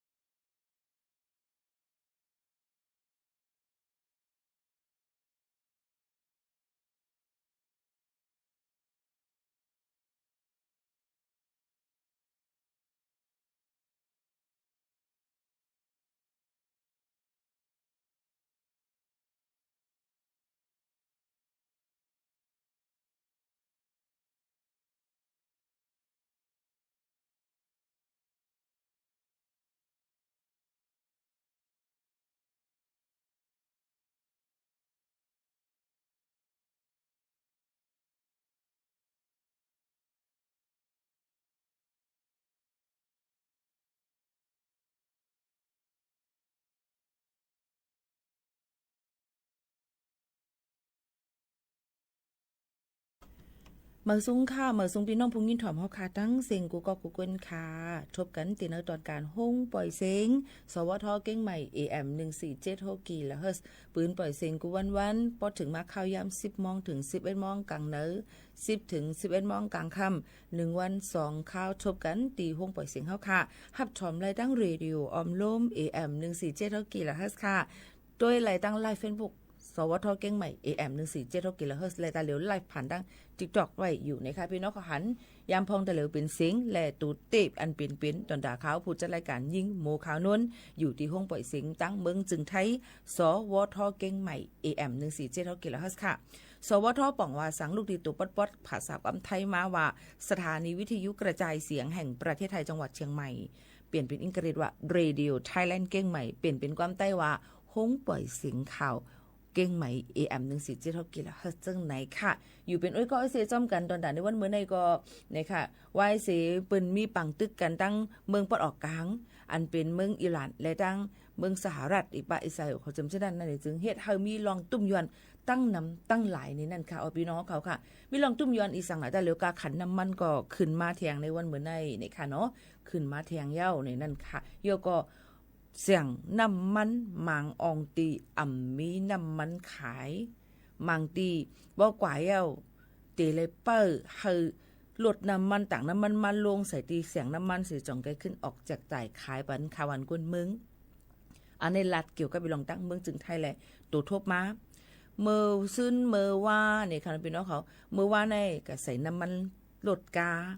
ลูกยิงสาวก็ใส่น้ำมันลดเครื่องเตเลยไปเป็น2 ชั่วโมงน้ำมันมีค่ะต่อแถว7แถวกันไว้ขับใหญ่กันไว้ในค่ะน้องใจเข้าย่ำหึงเนี่ยเย้าก็มางเสียงปิกไว้ว่าน้ำมันหมดในค่ะพี่น้องเขาเย้าก็มางเสียงหลายๆเสียงหลายๆเสียงน้ำมันปั๊มน้ำมันในค่ะนะพี่น้องเขาค่ะจ่องหูค่ะมือไว้หมวกเขาค่ะนิ่งหมวกขาโน่นว่าใส่เต็มถังเติมน้ำมันใส่น้ำมันเต็มถังเขาว่าค่ะปันป่วน1เหงวัดเงินไทยค่ะนี่ค่ะว่ามังตีตั้งลำปางมังตีนั่นปันป่วน500 วัตต์นะคะในการเติมน้ำมันย้อนนั้นพี่น้องเขาอย่าไปไว้เมามางเย้าในนั่นขายย้ำพองแต่เหลวนั่นอันภายร่างจอมพ่องลงหลายๆฝ่ายเปิ้นออกมาลาดข่าวไว้ว่ามันเป็นสังมันมีใจอยู่เมื่อในเป็นวันนึงสุดค่ะวันที่16ค่ะนะเมื่อในเป็นวันที่16เดือนธันวาคม2เหงปลาย26อันตีภายร่างพลังงานภายลองเฮียงงานเขานั่นภายพลังงานเขาเตจันเคียงกาขันนำมันจากไว้ต่อถึงวันเหมือนในเป็นวันลื่นสุดกำในหลายๆองตีมังน้ำมันเหมือนหนังเกา55 91 85 20จะไหนขึ้นมาของใจค่ะเยอะก็ดีเซลพรีเมียมเนี่ยก็ขึ้นมาเที่ยงจำ1 ลิตรเนี่ยเป็น50 วัตต์ต่อลิตรแล้วก็นั้นรายการขันน้ำมันก็ขึ้นกาเฮียงเนี่ยในนั่นค่ะพี่น้องเขาค่ะปกติมาโดยเนี่ยค่ะเหมือนในเนี่ยค่ะอิงเอาปั๊มน้ำมันเนี่ยค่ะบางจากเนี่ยค่ะพี่น้องเขาค่ะพรีเมียมดีเซลเนี่ยค่ะเนาะ1 ลิตร 45.64 ค่ะพี่น้องเขาเยาก็ดีเซล S ในนั่นค่ะ 29.94 แก๊สโซฮอล์9795 49.54เลยว่าขึ้นมานำเฮียงเตๆว่าในนั่นค่ะเยาก็ขึ้นมาเสียกาปัญหามันมีอยู่ว่ามันมีปัญหาให้เฮาค่ะเลยใส่น้ำมันค่ะพี่น้องเขากำลังพี่น้องเขาดีกว่าอะไรไปไรแอลเลยอะไรตั้งไรเสียมาหลุเลยฟังกันไว้จ่องได้มีน้ำมันใส่ปันเฮาหือในนั่นค่ะนะกูจังซุ่มข้าวย้ำกูจังเฮ็ดให้เฮาค่ะเลยเจอข้าวย้ำหึงตอนดาที่เปิ้งน้ำมันจึงหนังไหนค่ะพี่น้องเขากว่าอะไรไปเลยก็หลุเลยฟังกันเนี่ยค่ะกะตั้งเรียวกันก็หลุเลยกะตั้งเรียวกันก็หลุเลยอันนั้นเนี่ยค่ะพี่น้องเขาค่ะหลู่ไหลกวาดจ้อมกันวางแผนกันในนั่นค่ะเดี๋ยวก็เฮ็ดเฮายุ่มยามาแต่เหลียวในกาขันรถไฟฟ้าเดจังขึ้นมาอีกอ่อนนึงเดี๋ยวก็สิมีคนเจอน้ำในนั่นค่ะพี่น้องเขาซึ่งหือก็ดีค่ะปัญหาแต่เหลียวในอย่าไปวนว่ามันไก่เฮาค่ะเนี่ยค่ะย้อนว่ากั้งกินตั้งย่ำก็ติขึ้นมาบางอันเนี่ยติขึ้นมา6 ถึง 10 วัตต์ไข่ไก่ขึ้นมา1 แผง4 วัตต์ถึง6 วัตต์แล้วค่ะนะเดี๋ยวก็อย่างที่น้ำกินน้ำเจออันเป็นขวดน้ำกินค่ะก่อนน้ำกินก็กาขันตีขึ้นมาแทงย้อนปูว่าห่างไหนย้อนปูว่าลองการต่อส่งการเจอพลาสติกมันตีขึ้นกามันไข่ไก่ก็ขึ้นกามันย้อนปูสังเขามีข้ออ้างไว้ว่า ไก่มันไม่นะค่ะมันไข่ค่ะเลยขึ้นกามันจึงไหนก็มีค่ะเยอะก็น้ำมันก็ขึ้นมาดีกว่าตั้งไรไปตั้งไรก็การต่อสูงมันดีขึ้นน้ำมาจึงไหนค่ะก็นั้นพี่น้องเขาก็รู้เลยออมอีเปียงกินเปียงใจกันเย้าก็เอาเงินเดี๋ยวไปเอาไว้ในเยเงินนำนะเพียวเอาไว้จับตัวพองเอาไว้จับตัวไว้ในกว่าเลยก็เอากลับเป็นผู้กลมใจเนาะก็มาอย่างเงี้ยจนขุดลักจัดขุดมาเดี๋ยวในแข่งค่ะโรเลยมออยู่มอกินนั่นค่ะพี่น้องเขาเยอะก็สายคอคำแหวนคำอย่างคำหือมับมิบเนี่ยพี่น้องเขาก็รู้เลยเก็บไว้ก่อนเนี่ยค่ะโกจังเมียนมาจันเอากว่าเป็นเพศต่อเขาค่ะถึงอาศักสายใจหมัดเจ็บไหลเนี่ยค่ะพี่น้องเขาอันนี้ก็ยันฝากไว้เป็นพี่น้องเขาอย่าไปไว้เมามังเนี่ยนั่นค่ะอย่างอันนึงกาขันค่ำในตอนแต่ในวันเหมือนในก็ลดยอมลงมา450 วัตต์ค่ะวันที่16เนี่ยค่ะยาม10 โมงไป8 นาทีเนี่ยเป็นโปรแกรมที่3เนี่ยค่ะลดยอมมา450 วัตต์เนี่ยค่ะเนาะก็ได้ขายออกอยู่ที่ค่ำเตียงขายออก1 แก็บ1 วัตต์ใน76,000 เฮง8 ปาก50 76,850 วัตต์ค่ะยก็ป้อเป็นค่ำสายข้อจบแบนว่าจังไงเนาะจะได้มีขายออกอยู่ที่77,650 บาทไปป้ากาแห้งกากำเนิดมันในก็ได้เป็นกาขันค่ำเนี่ยค่ะในวันเมื่อไหร่ก็เอามาฝากตอนจูถึงป่อแม่ปีน้องๆเขาให้เล็งยินถ่อมจอมกันจังหนังไหนค่ะเอาพี่น้องเขาค่ะแทงรองนึงเนี่ยค่ะยังมีแทงในนั่นค่ะเอาผู้ก้อนเจดอนปัดปืนดังเมืองจึงไทยหรือเลยหางเฮียนไว้3 ข้อในนั่นค่ะหับมือเนี่ยค่ะเกี่ยวกับไปลองไผ่พลังงานเนี่ยนั่นค่ะเนาะอันนี้ก็นายอัธสิทธิ์สัมพันธรัตน์เนี่ยค่ะปลัดกระทรวงมหาดไทยเนี่ยค่ะหมอกลัดถึงว่าไหว้สิอุบกุมกันเย้าเนี่ยค่ะหลายตีหลายตั้งมีลองพรตุ่มยอนอันที่เป็นปืนตีกันนั่นเนี่ยค่ะมือวันที่15 เดือนธันวาคม 2 เห็นไปเศร้าเกาที่ห้องปังกลุ่มอาคารรัฐสภาเนี่ยค่ะก็ได้มีนายอนุทินชาญวีรกุลค่ะผู้การเจดอนย้อนนำค่ะอันเป็นจอมพ่อหลวงตั้งเมืองจึงไทยเขานั่นเนี่ยค่ะเนาะก็เป็นหูเป่ามาเสเปิดการอุบกุมกันกว่าให้กูเจดอนให้ผู้การเจดอนกูเจดอนนั่นเหตุการณ์จำหนัง3 ข้อเพิ่มเติมมาแทงเนี่ยค่ะข้อที่1นั่นเนี่ยค่ะมอบหมายปันแกมผู้ก้อนเจดอนรูรวมด้วยถึงในนั่นค่ะติดตามลองน้ำหมีน้ำมันในเจดอนนั่นค่ะเนาะมือพ้องเป็นจังไหนนั่นเนี่ยค่ะเย้าก็เฮาก็ด้วยองดีอภัยการกล้าการขายพาณิชย์จังหวัดพลังงานจังหวัดเนี่ยค่ะเย้าก็องดีปืนเผานะคะฐานหน้าข่าวเขานั่นนะคะองดีหลายๆฝ่ายอันที่มันเกี่ยวข้องกันเฮาออกปืนเผามาเขาเป็นรองตั้งอันฉุกแม่นเดี๋ยวก็รู้ลำได้ถึงปืนเผาปนหนังหังคาวานก้นเมืองปกติเลยหางแฮนวางแผนกันไว้นี่ค่ะข้อที่2ค่ะเดี๋ยวก็รู้ลำได้ถึงเนี่ยค่ะอันเปิ้นขายน้ำมันจากนั่นค่ะในปืนตีเขาเป็นจำหนังปักเปิงอันที่มันลีอย่าไปให้ตกสะตื่นแผน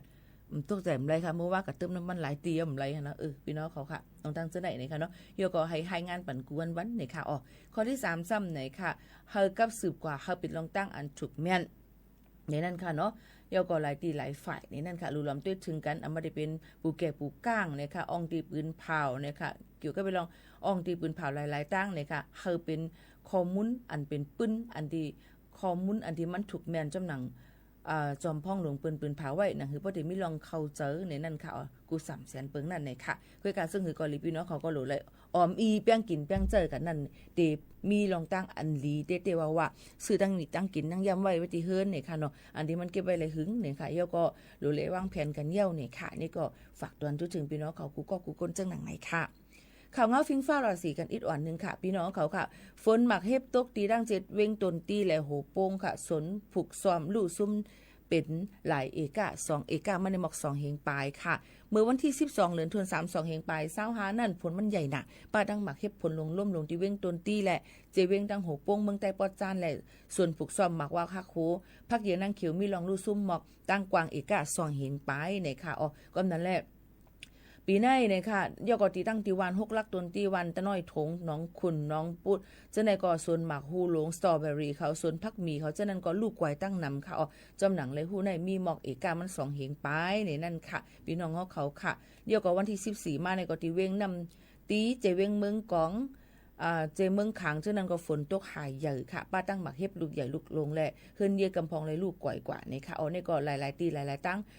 หลูเลยฟังกันไว้ข่าวเงาฟิงฟ้าราศีฝากตวนจุถึงพี่น้องเขาเนี่ยก็เป็นตั้งปุ่นเนาะค่ะเป็นตั้งเมืองห่มตุ่มเมืองใต้และเมืองคางหลายๆองตีนั่นขนาดเนาะพอเตมาโดยตั้งเมืองจึงไทยข่าวเงาในวันเหมือนในนั่นเนี่ยค่ะตีใหม่ในกลางวันค่ะเนาะยก็เตจังมีฝนตกลงมาหูปากมัน10 เนี่ยค่ะหูปากมัน10ในปืนตีกำนำตีตกตีตั้งเจตวันแม่ฮ่องสอนเก่งใหม่เก่งหายลำปูนลำปางเมืองไผ่เยาและดังเมืองตากค่ะลมกระดมเย็นกลางในเจ้าตีอยู่ที่19ถึง23องศาเซลเซียสค่ะวัยวันเดมีอยู่ที่32ถึง37องศาเซลเซียสเนี่ยนั่นค่ะตั้งเพลมนั่นพัดเป่ามาก็เดมีอยู่10ถึง15กิโลเมตรต่อ1ชั่วโมงในเข้าตั้งในข้อตั้ง7วันตั้งนานนั่นนะคะพี่น้องเขาก็บางทีได้มีฝนตกลมแห้งนะคะออกพี่น้องเขาหลายๆองค์ที่พี่น้องเขาก็รู้เลยฟังกันไว้พอเดี๋ยวมาโดยตั้งน้ำปางหลายเพราะจะเป็นตั้งปืนตีตั้งปอดจานอำนั้นภาคใต้นั่นเนี่ยก็เดี๋ยวจะมีฝนตกลงมาลมแห้งนะคะที่ออกคือเกาะกว่าในปางกลางปังหลายเจ้าในก็รู้เลยถ่อมด้วยข่าวเงากันดีๆก่อนเนี่ยคือเพราะที่มีรองรถเพมีรองดูซุ้มตั้งนำตั้งหลายนั่นเนี่ยค่ะเนี่ยก็ออกมาฝากตอนจนถึงพี่น้องเขาฮาริงินถ่อมจ้องกันแทงเจ้าหนังไหนค่ะหรือเจอถ่อมด้วยเพียงกว่ามันหูถูกใจกันแทงลูกก่อนค่ะนะพี่น้องเขาค่ะ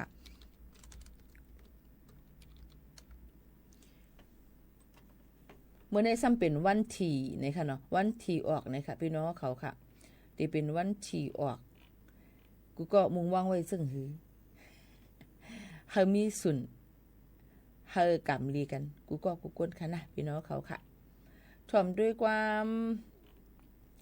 หาไปหันค่ะเนี่ยเตะให้ถือลีหาไปหัน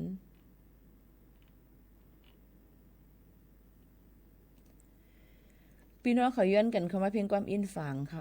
ก็กลายเป็นโมคานนต์หาอยู่มันอำไปหันค่ะนะ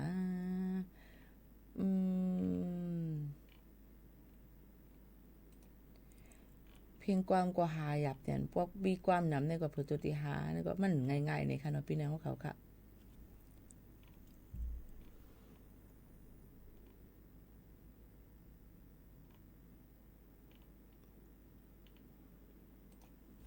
มือเราเตลืมเนี่ยค่ะสืบมินทอมค่ะ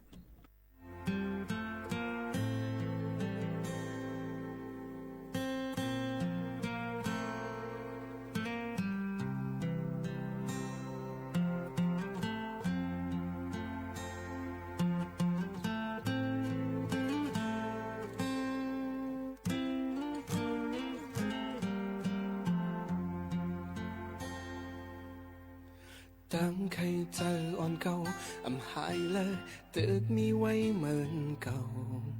ตีเจมวันมือไปออกยานไกลไว้หาตั้งเลยตึกคนมองไว้เนื้อเจอเก่าจำไว้เจอเหมือนจึงหอนยามมีมาในภาวะเก่าอยู่เหมือนก้นตื้อตันวนสั่งกุมอังเฮ็ดแกงเล่นหยอกใจเหมือนหางลืมมือก่อนกุมวนคุกเจอเลยเมื่อวันหามีอยู่จำมีลองปองสั่งหูอยู่ในก็ยังตึกวนถึงคืนเมื่อเราได้ลืมเมื่อเราได้ยอมหาเลยลองอันเป็นมาวันในมีเก่าก้อยตะเก็บสาจาหอนเลยคืนหูอยู่ในก็ใจตึกจับหอยไว้ลืมในนายุ่งเมื่อนาแต่ข้าใจอ่านตัดมันก็เก่าไปกินใจ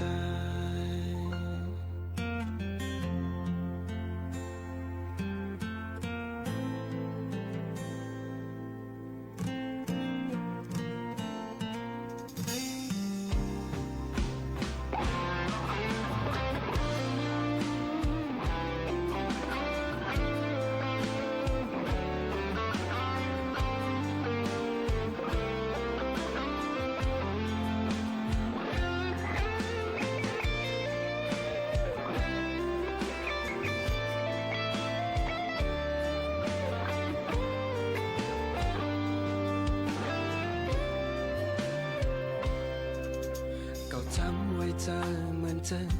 หอนยามมีมาในภาวะเก่าอยู่เหมือนคนตื้อตันวนสั่งกุมอ่างเฮ็ดแกงเล่นหยอกใจเหมือนหางลืมมือก่อนกุมวนคุกเจอเลยเมื่อวันหามีอยู่จำ มีลองปองสันหูอยู่ในก็ยังตึกวนถึงคื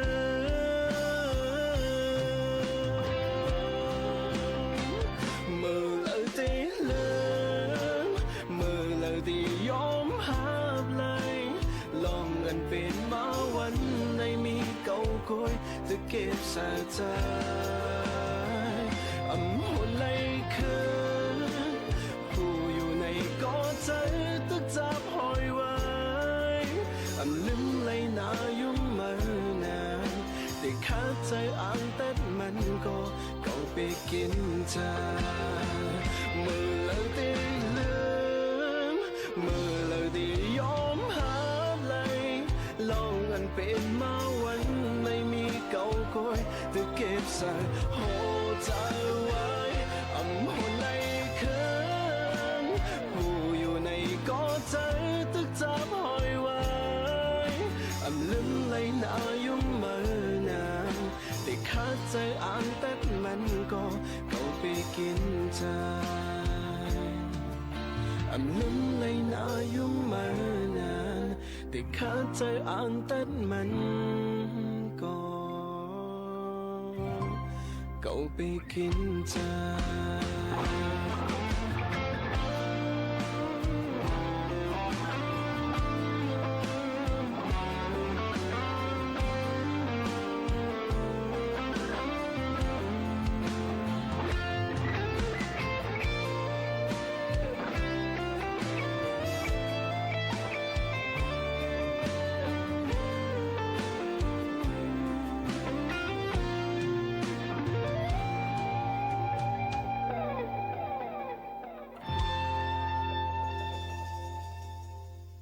มือเลยตีลื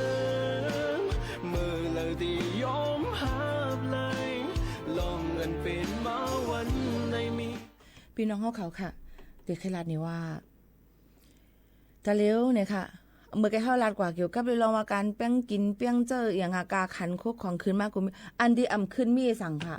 กาขันกาเฮียงการเนี่ยไปขึ้นเสปอกพี่น้องเขาตีให้ถือเรียนนั่นตึกเหมือนเก่าเขาฮัดตีอยู่กว่าเชิงเหือแน่เป็นรองตั้งอันที่เขาคาวนยกคันเจอตีในขณะพี่น้องเขาค่ะจงใจค่ะนั่นจะว่าอยากคันเจอเนี่ยในขณะพี่น้องเขาค่ะก็เคยพี่น้องเขานั่นในค่ะเนาะอยู่กับจอมอันมันหนังเป็นนั่นไฮไลท์ในนั่นค่ะพออยู่กับจอมไฮไลท์นั่นกูลองก่อนมันก็ตีหลีตื้อขึ้นมาค่ะปอมแม่พี่น้องเขาก็มาฝากตอนจุดถึงกันเรื่องหนังไหนในค่ะพี่น้องเขาค่ะถอมจำกันเนี่ยนั่นค่ะเยี่ยวก็ค่ะพี่น้องเขามีดังซื้อมันได้ก็ซ้ำเป็นวันที่16เนี่ยค่ะวันที่16ในเปิ้นห้องว่าเป็นวันอันที่เฮาค่ะมุงม่วงอยู่หรือสิมุงม่วงกรรมเหตุการณ์เดียวลุงม่วงกรรมนะคะเนาะก็จะเป็นวันเหมือนในเที่ยงเจังในดองใจนั่นเนาะค่ะพี่น้องเขาก็มาอย่าไปเล่นน้ำบนที่นั่นเพียวเนี่ยค่ะมันก็เพราะว่าใครตื้อมามันก็กรรมเหมือนกันมันก็ตื้อเนี่ยค่ะเนาะคือกะซึ่งคือก็ดีค่ะมันเป็นที่ลองตั้งกรรมเขาค่ะนั่นค่ะนะเนาะพี่น้องเขาค่ะเนี่ยก็เอามาฝากถึงกูก็กูก้นซึ่งหนังไหนค่ะเอาพี่น้องเขายิ่งหมู่เขาน้องเดี๋ยวเอาเพียงความโหในมาฝากปันพี่น้องเขาในค่ะเพียงความโหในเป็นเพียงความอันเมื่อกี้ย้อนมาตั้งปางหมักพาค่ะเนาะปางหมักพาเมื่อกี้ปีมูทามากว่าดังทำรถกว่าเลดองไรให้แต่เลยเปิ้นปีกปันปันเลนะคะย้อนปือสังย้อนปือวัดป้านั่นป่าพร่วงนั่นตายเลยหัวมันเป็นลองตั้งอีสังเต้ๆนี่นั่นเปิ้นตึกเอาตัวปลาอันตายก็นั่นกว่ากดจัดกดทัดด้วยอยู่ว่ามันเป็นย้อนอีสังกับนั่นแหละนำก็ปอดถุลีเล่นๆค่ะเนาะมันก็เหมือนหนังตั้งนำอันเป็นนำกกนำหกตั้งตะคิเล็กแม่สายนี่ค่ะนำสายนำกกจะในหรือเลยเงืองเวย้อนเพราะว่ามันมีธาตุสารก้องในค่ะมีนำหนาเฮ็ดเฮาตูสัต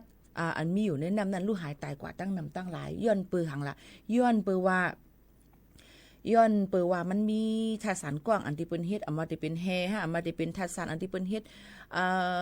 ขุดคำมาจำเจนมันมีค่ะมันมีพรตุมยอนตั้งนำลองตั้งเส้นในพี่น้องเขาติเล่นน้ำก็เงืองแวเพราะว่ามีให้เจ็บอีกก็มันก็ติควักกว่าเมฆควักกว่าติ๊กๆให้เป็นฮะมันเจ็บแห้งมาหรือเสียเก่านี่นั่นค่ะติเล่นน้ำติเหลาฟังกันไว้จอมเนี่ยตัวน้ำมันลูกติเหลามาจ่องเฮาคาเล่นไรเยี่ยวก่อข้าวในเป็นของข้าวอึดเฮ็นพี่น้องเขาหลูเลยรู้รวมได้ถึงลูกหลานพี่น้องเขาลีเอามาดีกว่าเล่นน้ำอย่าไปปล่อยไว้เมามังจุกแก็บกล้ามไว้ก็จุดจักการไว้ก็จังเฮ็ดได้ถึงอักษรสายใจเขาไล่จังจมน้ำไล่จัง ถึงอาศักใส่ใจไรในค่ะนุจังหายไรในค่ะอ้อหายอันว่าในมันหายกว่าแล้วก็หู้หามพันให้ในค่ะพี่น้องก็ที่ไหนค่ะเนาะเยี่ยวก็มีแทงในนั่นค่ะเกี่ยวกับเลยลอง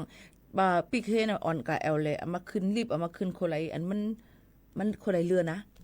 เจ้าไหนอันนี้มันเป็นโคไลอันเป็นไฟฟ้าจันขึ้นกับให้ไหนนะบางอันว่าแคปตีน5เนี่ยค่ะอันนั้นก็ตีนเขามือเขาอันนี้มันก็เขาไม่แน่นั่นจังเป็นเพศกึ่งกลางแหละลองตั้งเจ้าไหนก็ฝากฟังไว้ปั่นจอมเนี่ยนั่นค่ะพี่น้องเขากูก็กูเกิลค่ะนะเอาเพียงความเนี่ยค่ะมังก็ว่าใครถ่อมความใจสายเรือนอันเหมือนห้องไว้เนี่ยค่ะเยี่ยวก็มังก็ว่าใครถ่อมแต่เร็วในโอ๊คักไว้ปีเนี่ยค่ะว่าโอ๊คักเนี่ยค่ะป้อว่าอ่ำยำโอ๊คักบอกว่าอ่ำยำมีตั้งหักป้อเขาค่ะมีลองตั้งหักเฮาตื่นเตะฮู้จักเกี่ยวกับไปลองการโอ๊คักอ่ำนั้นก็มักฮู้จักรู้แล้วก้อยกาลอกลายยศยามันซ้ำในเฮาก้นก้อนึงเลยก้อนึงมันติอ่ำเหมือนกันลอกมันก็ยศยาเลยลองตั้งกว่าอยู่จังก็เซ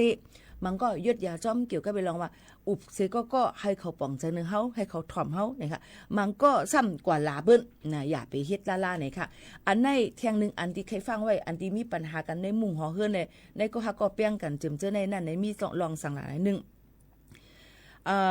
นาตูนาหูนาห้ำต่อปอเจ้าเฮิรนต่อก็ฮักเฮาต่อแฟนเฮาจู่เฮาเยาก็อันหูลองหูตั้งมันใจล้ำนะก็ไม่ปอก็เสกะมีจอมแต่ก็ได้เสตัวเจ้าเก่าก็วนว่าถ้าเป็นเมมันรู้จักเห็นนาตูใจล้ำต่อซ่าใส่นาบ่ตูนาให้โถนมองเจ็ดขึ้นกันเนาะเปิ้นก็ต้วยอ่ำหลีเปิ้นก็ติดต้วยว่าเฮาเฮาแห้งเลยเฮาหมอเก็บสีนาเฮามันไหลเฮียงแล้วเฮากับพิษกันที่เฮือนทั้งกล้วยหลายเฮียงต้องมาเฮ็ดนี่ก็ไอ้เสพนั้นก็เกาเลยเปกินมันนั่นเฮ็ดจังได๋มันมีพรดีอีสังค่ะเนาะลองตั้งจังได๋หมกเขานั้นมีก้อนนำก็หันนำค่ะมันก็ในโลกึ่งตะโพคำว่า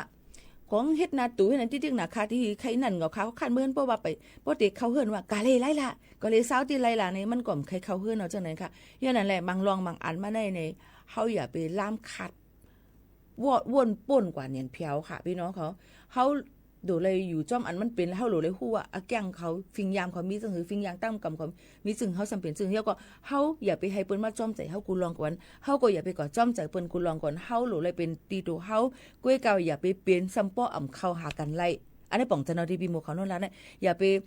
วนมาเกาลูกเคียงตามันมันให้ไหนให้ป้อนาตูนาหูนาห้ามอยู่แต่สีเปิ้นหันมันก็มันป่อมมีตั้งหูอย่างนั้นมีอย่างไอ้นั่นก็เขียนมีมันผู้ที่เขาตั้งผมมีตั้งห่วงเปิ้นได้ว่าจังนั้นมาค่ะพี่น้องเขาอย่างนั้นแหละลองก้น2ก้อนน่ะอย่าไปเฮาเอากันนี่เปิ้นทั้งหมดทั้งสิ่งนี่ค่ะเนาะเยอะก็ผิดกันก็อย่าไปมาต่างค่ะในสื่อโซเชียลมีเดียเนี่ยมันมีพรลีสังนี่ค่ะเนาะก็มาเปิ้นที่อาลาวูเขาคนอันถ้าเขาก็ดีว่ากัดหน้าเขาก็บันแห้งจะนะน้องนะใจเย็นๆนะขนาดนั้นแล้วก็เพราะว่าผิดกันมาเนี่ยก็ไปทำเขาอะไรกันก็มุงม่องแม่นของเฮือล่ะก็คันหันน่ะเมื่อเขาฮักกันก็เปลี่ยนนั่นมันก็ซ้ำถึงมีจังไหนแทงอย่างนั้นแหละก้นเฮาค่ะเนี่ยอย่าไปเนทั้งหมดทั้งเซิงค่ะอย่าไปถอดเสื้อให้เปิ้นหันหลังหมดเนี่ยค่ะเนอันที่เปิ้นใครเฮาใครเนนั่นกุ้ยอย่าไปก็เฮ็ดจอมใจเปิ้นว่าวันนั้นพี่โมเขานำกันดีว่าเฮียงแลลูกลั่งเอามานี่ล่ะมาต่างล่ะเฮียงแลเจ้าปอลวนคำเอามานี่ล่ะเจ้าก็แป้งสุมมันนี่ล่ะปล่อยให้เปิ้นอยู่อังที่ของเปิ้นเดียห้างแผงบ้านนี่ค่ะเนาะนั่นเนาะค่ะก็นั่นแหละในก็เอามาฝากไว้ปันพี่น้องเขาลาดมาเลยลองตั้งจังได๋หึงคอแห้งถ่อมด้วยเพียงความใจสายเหลือนบีมห้องไว้ยานก็พักค่ะสุดท้องค่ะ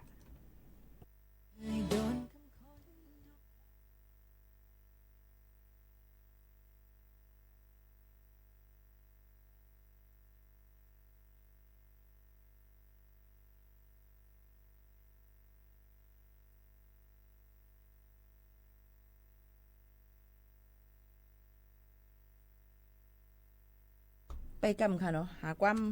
หายกับเป็ดเหี่ยวด้วย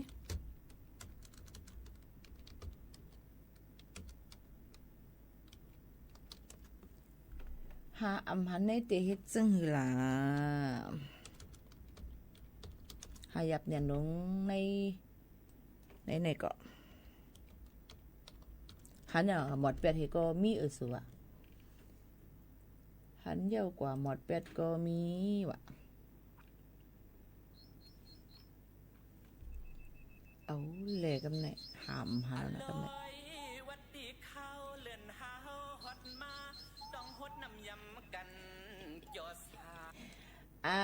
าหันยับ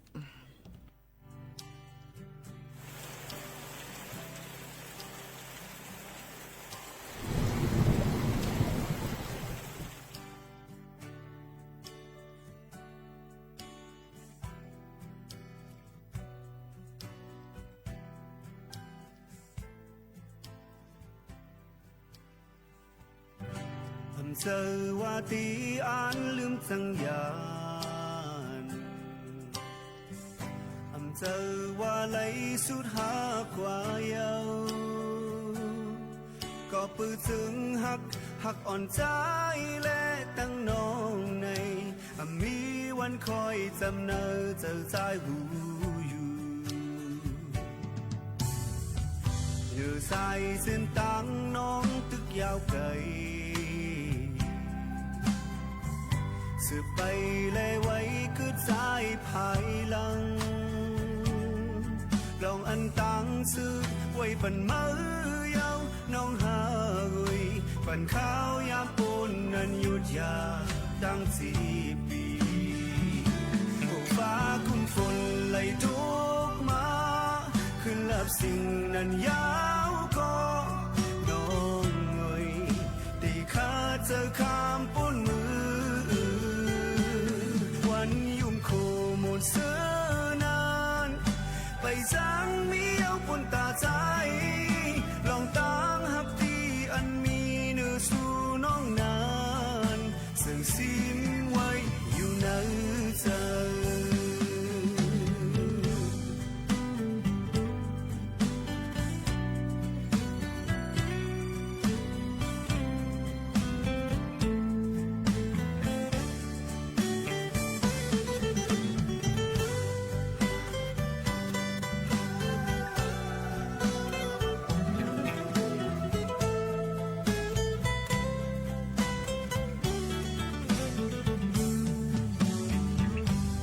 ใส่เส้นตังน้องตึกยาวเกย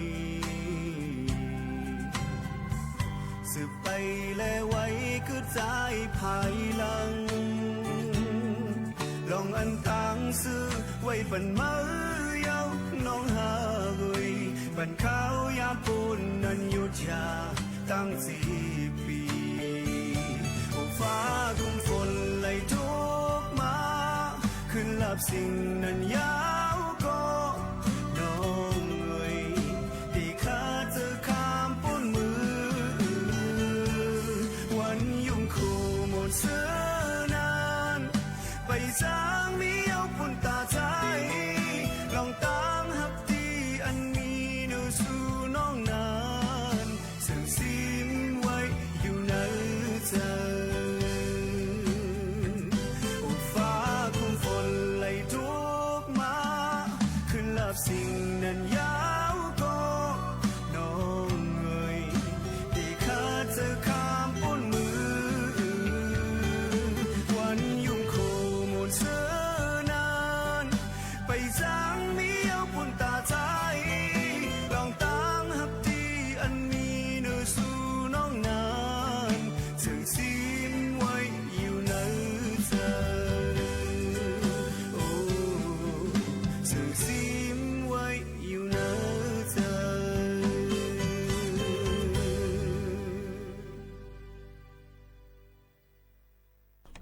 ยานก็พักค่ะนี่ก็ยานเลยลองตั้งพักอยู่เลยปันมันกว่าลึกเส้นตั้งอันที่เขาลึกไปนั่นเนี่ยค่ะอยู่ไกลๆก็ตุ้ยก็ไหลเอาน้องปอกมังไหลมาในเลยเอามาเป็นก็ค้างสีตานี่ก็ก้อยกะว่าเขาก็ยังวนว่าเพราะว่าเขามีดังซื้อนี่เขาก็ปันเขาว่าอะไรเหมือนก้นหลีมากำเหลียวในขณะก้อยกะกำนำได้ป่ะมันปอกคำอะไรก็พับหรืออะไร อย่าไปเฮดาลาเนี่ยค่ะลีโกเนี่ยอันเป็นก้นหักในเนี่ยค่ะลีโกหรือเสียก้นจังค่ะก้นจังไหนมันใครหันหน้ามันก็ใครยินเสียงโมคาโน่เนี่ยว่าคันยินหนักมันใครหันหน้าก็เบิ่นก็เต็มตัวใกล้ๆกับเพราะหักเนี่ยหักเพราะว่าหักหยวงหักมาหักไอ้มันตื้นมีมามังกรเนี่ยจอมอบจอมลาดเนี่ยก็มีมาให้ในค่ะเนาะหัวเปิ้นมีผมมีลุกหัวน่ะมันเป็นจังได๋ลีโกน่ะข่าวเงาตาเหลียวเนี่ยก็ย้อนเลยลงปลายเจอเลื่อนเลยลองตั้งเจอในมาไหนมันเฮ็ดให้มีลองเฮ็ดหายจากกันถึงอาศักใส่กันเลยเจ้าในก็ลีโกเนี่ยในค่ะเนาะพี่น้องเขาค่ะก็มาฝากปันค่ะข้าวย่ำจะหมดเซ็งค่ะพี่น้องเขาไว้ติเฮ็ดจังหือลีในเมื่อในก็ฝากไว้ปันว่าเนี่ยจำนำหู้ลองป้าหู้เซ็งกาเซ็งนกกอบจำเถินนี่ค่ะพี่น้องเขาค่ะขอก็มาในเนี่ยก็มันว่าจังหือน่ะเนี่ยใจเฮาค่ะบ่เฮาอยู่จำนำก็เฮาติหู้ลองป้ามันเป็นจังหืออยู่เฮ็ดถือจังไหนค่ะ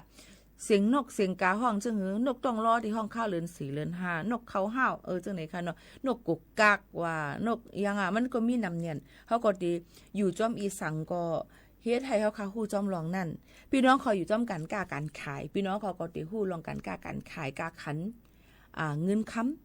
ลองกันกล้าการขายอีสังปีในมันขายเลยลีตาเหลียวเนี่ยเองเนี่ยมันขายเลยลีก็ได้ฮู้นั้นพออยู่เหตุการณ์ก่อสร้างพี่น้องเขาก็ได้ฮู้ว่าลอกไล่ก่อสร้างมันติเจอจังหือลีปุ้นเนี่ยติเจอปุ้นฉาบได้เป็นจังหือปุ้นอันไหนได้เป็นจังหือเนี่ยมันติฮู้นะคะให้เฮาค่ะก็เลียวกับฮู้ทั้งหมดทั้งสิ่งก็เป็นกว่าอำไรย้อนนั่นแหละอย่าไปถังเหล็กนาการเผอเมื่อไหร่เฮาเป็นคนมัดเรียกอ่อนก้อยก็ตัวหนังสังปีโมเขานั่นก็อ่ำมอค่ะลอกไล่มัดก็ได้มีค่ะแล้วได้ลิมที่ได้เฮ็ดจังหือได้กี่ได้มัดจังหือให้มันแก่นแข็งย้อนนั้นเลยอย่าไปทางเรียกนาการเผออย่าไปวนว่านาการอีสังเสมาการปัดยู่การเป็นแม่ว่านั่นการเฮ็ดกันอีสังก็ยาวไหนมันมีกากขันทั้งไปทั้งมันเดียวก็กูก็อ่ำเฮ็ดเป็นไรค่ะอันในเฮาค่ะรู้เลยป่องเจอจังนั้นนะคะอ๋อพี่น้องเขาค่ะนี่ก็อย่าไปทางเล็กเนื้อนาการเผออย่าไปวนว่าเกาหลีเมื่ออ่ำดีอย่าไปวนว่าเกามีเมื่อพานเนี่ยเจมเจ้าในนะคะโยก็มังปอกมังเลยมาพี่น้องเขาก็ติวนสอนว่าเงินคำในลำลองเนี่ยใจเงินคำในลำลองเนี่ยค่ะก้อยกับมังลองมาอันมาเนี่ยมังก็ว่าเมื่อกี้มีคนย้อนเพียงความมาว่าย้อนความว่าพอมีเงินคำจากมีพี่น้องเนี่ยค่ะว่าอันนี้ก็ถูกอยู่ค่ะนะก้อยกับว่าจงฮู้ค่ะคือว่าพี่น้องป่องปายพี่น้องอันว่านั่นเผื่อโจเขาได้มาเป็นปีเป็นน้องกันนั่นเนี่ยมันง่ายๆค่ะเปิ้นมีปีพี่น้องเปิ้นยังเอาเฮาค่ะเฮ็ดพี่เฮ็ดน้องเฮาทำเป็นพี่น้องออกกันออกจ้ำกันมาเนี่ยเฮาหลูเลยฮักกันไว้เฮาหลูเลยหมอป่องจังในกันอย่าไปผิดกันเลยเลยเงินตองอย่าไปผิดกันเลยลองว่าหิมกันตีลินว่าตีเฮือนว่าเจิมซื่อไหนค่ะเนาะมันน่ะมีพ่อหรือสั่งเลยค่ะก็ใหญ่มายาวเปิ้นก็สั่งสอนปอนปันเฮาค่ะลักแหลมแซมกายเย้าเฮาไปกว่าในเส้นตั้งเฮ็ดนาการเผามันให้มันไหลอ่ำไหลนำก็ไหลเอก็ดีสุดมันเฮาก็ว่าเฮาไหลเฮ็ดเย้าเนี่ยฝากไว้ปันพี่น้องเขาค่ะเมื่อนี้เป็นวันหลีกูก็เฮากำดีเฮามักมีหลีเป็นเฮาปันเป็นมีก็ฮักเหลึงตึงปันให้มักมีเงินค้ำวันขึ้นก็เฮาหมอปองเฮาป่นยานพี่ให้มองเจอกันกูก็กูกวนในข้าวยิ่งหมูขานนอยู่ที่ห้องปล่อยเสียงเก้งใหม่ AM 1476นั่นส่งยืนจู้ถึงบ่แม่พี่น้องเขากูก็กูกวนเฮาอยู่ลีกินหวานก้างยานพี่เขียนกันมักมีเงินค้ำกันเมื่อหนังข้อความอันย้อนสุปันนั่นในนั่นค่ะโยก็อย่าลืมค่ะตู่เจ้าเก่าเป็นเผอลูกตีเหลอมาอย่าไปลืมเจอลืมคืออย่าไปลืมตู่ลืมคิงลาเนี่ยนั่นค่ะย้อนหางหลานไหนย้อนว่าเฮาค่ะกูก็นั่นมันเอาอีสังมาย่อมก็ตอนดาได้เป็นว่าเฮาเป็นใต้อันว่านั้นมันก็ติอำไปไฮไลท์กว่านี่นั่นค่ะการลาดอยู่เมืองเปิ้นลาดกว้างเปิ้นเสียงโถนเนาอายโถนเนาก็ยังตึกมีอยู่นั่นขนาดเนาะก็นั่นแหละเพราะว่าเฮาค่ะยังตึกเป็นใต้โถนเนาอยู่นั่นในเฮาบ่อยู่บ่กินนะคะเฮาฮู้โตฮักโตเจอหังผังมันสิผาดอันมือก่อนจังขึ้นมาอุดซ้ำกันแทงกูวันข้าวยาม10 โมงถึง11 โมงกลางในกลางค่ำเจ้าให้เจ้าสวนเจ้าหน้าปูนากิ้งอ้าวเฮาเขาอันทรอบอยู่นั่นนี่ก็ให้อยู่ลีกินวันกันกูก็กูกุ้นค่ะไปส่งค่ะ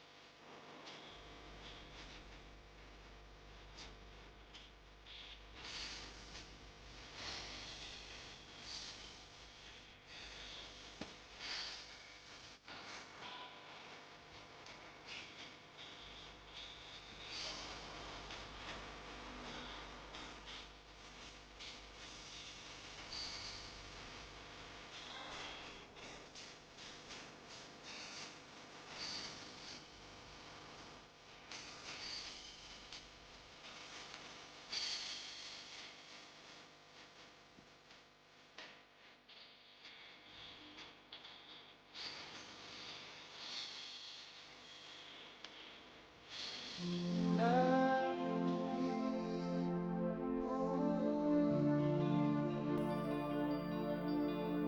อนสวยมันโดดังหอนมาว่าดีเนอเพิ่นตาสี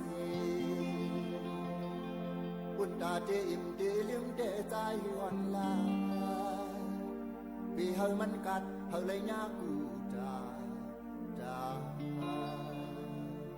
ก็ปืนมันวันนา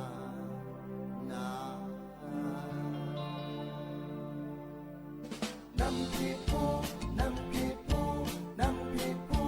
น้ำพีปูน้ำพีปูน้ำพีปูน้ำพีปูน้ำพีปูน้ำพีปูน้ำพีปูน้ำพีปูน้ำพีปูมาเลยจิ้มด้วยน้ำพีปูมาเลยจิ้มด้วยน้ำพริกตาแดงใส่โชว์เนาให้มันอ้วนใส่หมักพริกให้มันเผ็ดของถั่วลินควรพอกใส่เปลี่ยนตามกินได้พักได้หวานน้ำพริกปูน้ำพริกปูน้ำพริกปูน้ำพริกปูน้ำพริกปูน้ำพริกปูน้ำพริกปูน้ำพริกปูน้ำพริกปูน้ำพริกปูน้ำพริกปูน้ำพริกปูมาเลยจิ้มด้วยน้ำพริกปูมาเลยจิ้มด้วยน้ำพริกตาแดงใส่โชว์เนาให้มันป่นใส่หมักพริกให้มันเผ็ด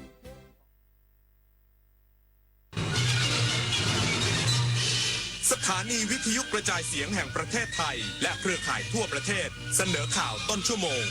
รู้เร็ว รู้จริงเกาะติดทุกสถานการณ์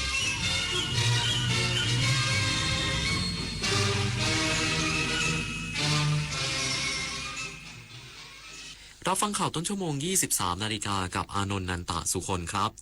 กระทรวงทรัพยากรธรรมชาติและสิ่งแวดล้อมเร่งตรวจสอบข้อเท็จจริงอย่างรอบด้านกรณีช้างป่าสีดอหูพับตายอีกสักครู่ก็มาติดตามรายละเอียดครับ เพื่อนจะรีบไปไหนสตาร์ทรถทิ้งไว้ก่อนเดี๋ยวขึ้นไปเอาของบนออฟฟิศแป๊บนึงหยุดเลยสตาร์ทรถทิ้งไว้เปลืองน้ำมันนะแค่ไม่กี่นาทีเองพลังงานไม่หมดโลกมั้งคำว่าแค่แป๊บเดียวของทุกคนรวมกันหมายถึงพลังงานมหาศาลที่ถูกทิ้งไปเปล่าๆเลยนะจริงด้วยนึกว่าเรื่องเล็กแต่มันเรื่องใหญ่กว่าที่คิดอีกนะเนี่ยร่วมกันประหยัดพลังงานเพื่อประเทศชาติและโลกของเรา วัฒนธรรมไทยคือพลังที่เชื่อมอาเซียนจากรอยยิ้มอาหารดนตรีและประเพณีสู่การเรียนรู้แบ่งปันและเติบโตไปด้วยกันการท่องเที่ยวสร้างมิตรภาพศิลปะเชื่อมความเข้าใจและความหลากหลายคือหัวใจของภูมิภาคนี่คืออัตลักษณ์ร่วมที่ทำให้ไทยและอาเซียนก้าวไปข้างหน้าอย่างยั่งยืนอาเซียนสังคมเดียวกันก้าวไปด้วยกัน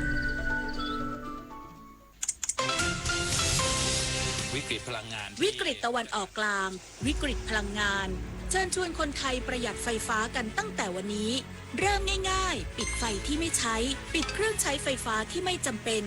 ปรับอุณหภูมิเครื่องปรับอากาศที่ 26 องศาเซลเซียสสวมเสื้อผ้าระบายอากาศงดการสวมสูทเดินขึ้นลงบันไดในอาคารแทนการใช้ลิฟต์ลดรายจ่ายลดใช้พลังงานร่วมฝ่าวิกฤตครั้งนี้ไปด้วยกันจากวัตถุดิบท้องถิ่นสู่สินค้าสร้างมูลค่าจากท้องทะเลสู่โอกาสที่ไกลกว่าเดิมสินค้าเกษตรและประมง3จังหวัดชายแดนใต้ไม่หยุดอยู่แค่ผลผลิตในพื้นที่แต่พร้อมยกระดับเป็นสินค้าแปรรูปคุณภาพสูงด้วยเทคโนโลยีและนวัตกรรมขับเคลื่อนเศรษฐกิจฐานรากและเปิดประตูสู่อนาคตที่มั่นคง3จังหวัดชายแดนใต้พลังความร่วมมือสู่เศรษฐกิจที่เติบโตกระทรวงทรัพยากรธรรมชาติและสิ่งแวดล้อมเร่งตรวจสอบข้อเท็จจริงอย่างรอบด้านกรณีช้างป่าสีดอหูพับตายจากการเคลื่อนย้ายให้แล้วเสร็จภายใน60วันนายสุชาติชมกลิ่นรองนายกรัฐมนตรีและรัฐมนตรีว่าการกระทรวงทรัพยากรธรรมชาติและสิ่งแวดล้อมได้แสดงความขอบคุณและเห็นถึงความห่วงใยของภาคประชาชนต่อกรณีช้างป่าสีดอหูพับตายจากการเคลื่อนย้ายพร้อมกล่าวว่ากระทรวงทรัพยากรธรรมชาติและสิ่งแวดล้อมให้ความสำคัญกับทุกเสียงสะท้อนจากสังคมและพร้อมรับฟังข้อเสนอแนะด้วยความจริงใจจึงได้รับมอบหนังสือข้อเรียกร้องจากกลุ่มคนรักช้างและรับฟังข้อเสนอ ข้อห่วงกังวลจากภาคประชาชนเพราะรับทราบถึงข้อห่วงกังวลและข้อเสนอทั้งหมดอย่างครบถ้วนโดยจะดำเนินการพิจารณาบนพื้นฐานของข้อเท็จจริงที่ยึดหลักถูกคือถูกผิดคือผิดเพื่อสร้างความมั่นใจความสบายใจและความเป็นธรรมต่อทุกฝ่ายทางนี้ได้กำชับให้คณะกรรมการสืบสวนข้อเท็จจริงกรณีที่เกี่ยวข้องกับการดำเนินการของกรมอุทยานแห่งชาติสัตว์ป่าและพันธุ์พืชดำเนินกรอบระยะเวลาการดำเนินการให้แล้วเสร็จภายใน60วันขณะเดียวกันยังสั่งการให้รวบรวมข้อมูลจากกรมอุทยานผลการลงพื้นที่จริงและการรับฟังความคิดเห็นจากหน่วยงานที่เกี่ยวข้องเพื่อนำมาพิจารณาอย่างรอบคอบตามขั้นตอนปิยาพันธ์ยังเทียนรายงานจังหวัดลำปางยกระดับมาตรการควบคุมป้องกันไฟป่าอย่างเข้มข้นพร้อมลาดตระเวนจุดเสี่ยงและตรวจคัดกรองบุคคลเข้าพื้นที่ป่าเพื่อป้องปรามการลักลอบเผาป่าจังหวัดลำปางดำเนินมาตรการควบคุมป้องกันไฟป่าอย่างเข้มข้นตามข้อสั่งการของนายวิวัฒน์อินไทยวงศ์ผู้ว่าราชการจังหวัดลำปางที่ให้ทุกอำเภอยกระดับมาตรการอย่างเข้มข้นโดยให้เจ้าหน้าที่ออกลาดตระเวนในพื้นที่เสี่ยงการเกิดไฟป่าและตั้งจุดคัดกรองบุคคลโดยลงทะเบียนเข้าออกพื้นที่ป่าเพื่อป้องปรามไม่ให้เกิดการลักลอบจุดไฟเผาป่าพร้อมทั้งประชาสัมพันธ์ให้กับชาวบ้านที่มีอาชีพหาของป่าให้งดการจุดไฟเผาป่าเพื่อลดปัญหามลพิษฝุ่นควันในพื้นที่และเฝ้าติดตามสถานการณ์การเกิดไฟป่าอย่างใกล้ชิดหากผู้ใดเผาป่ามีความผิดตามพระราชบัญญัติป่าไม้และพระราชบัญญัติป่าสงวนแห่งชาติและหากทำความเสียหายให้กับพื้นที่เกิน25ไร่ต้องระวางโทษจำคุกตั้งแต่9ถึง20ปีและปรับตั้งแต่ 200,000 ถึง 2 ล้านบาทและอาจมีความผิดตามประมวลกฎหมายอาญาและกฎหมายอื่นที่เกี่ยวข้องบรรหารสุยะสวทลำปางรายงานการจำหน่ายน้ำมันเชื้อเพลิงในจังหวัดเชียงใหม่พบน้ำมันหมดชั่วคราวบางประเภทในบางพื้นที่อยู่ระหว่างรอการขนส่งตามรอบโดยผู้ว่าราชการจังหวัดเชียงใหม่กำชับผู้ให้บริการห้ามกักตุนและฉวยโอกาสขึ้นราคาการจำหน่ายน้ำมันเชื้อเพลิงในพื้นที่จังหวัดเชียงใหม่พบความหนาแน่นของผู้ใช้บริการในหลายสถานีบริการและสถานีบริการน้ำมันแจ้งงดการเติมน้ำมันใส่ถังบรรจุน้ำมันที่ผู้ใช้บริการเตรียมมานอกจากนี้สถานีให้บริการน้ำมันบางแห่งเริ่มใช้มาตรการจำกัดปริมาณการเติมขณะเดียวกันสถานีบริการน้ำมันหลายแห่งติดป้ายแจ้งน้ำมันเชื้อเพลิงบางประเภทหมดได้แก่น้ำมันดีเซลแก๊สโซฮอล์91และ95ขณะนี้อยู่ระหว่างรอการขนส่งน้ำมันจากส่วนกลางด้านนายรัฐพล นราธิศรผู้ว่าราชการจังหวัดเชียงใหม่ขอความร่วมมือประชาชนงดการกักตุนน้ำมันเชื้อเพลิงและขอให้มั่นใจว่าหน่วยงานภาครัฐกำลังเร่งบริหารจัดการเพื่อกระจายน้ำมันเชื้อเพลิงให้ครอบคลุมและเป็นธรรมอย่างเต็มกำลังความสามารถขณะเดียวกันกำชับผู้ประกอบการทุกแห่งให้จำหน่ายน้ำมันอย่างเหมาะสมและบริหารจัดการปริมาณน้ำมันที่มีอยู่ให้เพียงพอต่อการให้บริการประชาชนอย่างทั่วถึงโดยประชาชนยังมาใช้บริการตามปกติพิมลกันเดชาชัยทีมข่าวสวทเชียงใหม่รายงาน1 คนลดน้อย100 คนลดมากรวมพลังทั้งชาติไทยไม่ขาดพลังงานจบข่าวอานนท์นันตะสุคนอ่านรับฟังข่าวครั้งต่อไปเวลา 6 นาฬิกาติดตามข่าวที่นำเสนอไปแล้วได้ที่ www.thainews.prd.go.th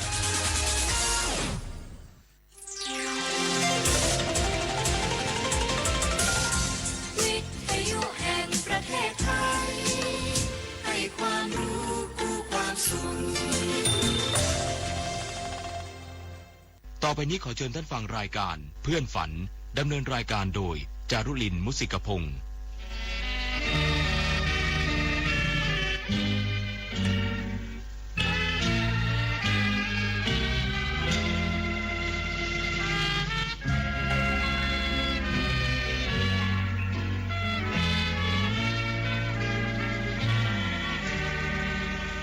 อยากมีเพื่อนรวมฝันในวันนี้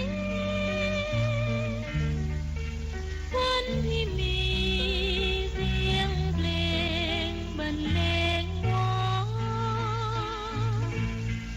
เดี๋ยวออดอ่อนเดี๋ยวเรื่องรื่นแสนชื่นบานเดี๋ยวสับสานเดี๋ยวโศกซึ้งตรึงอาทัยชั่วโมงที่2ของเพื่อนฝันวันจันทร์ที่16มีนาคม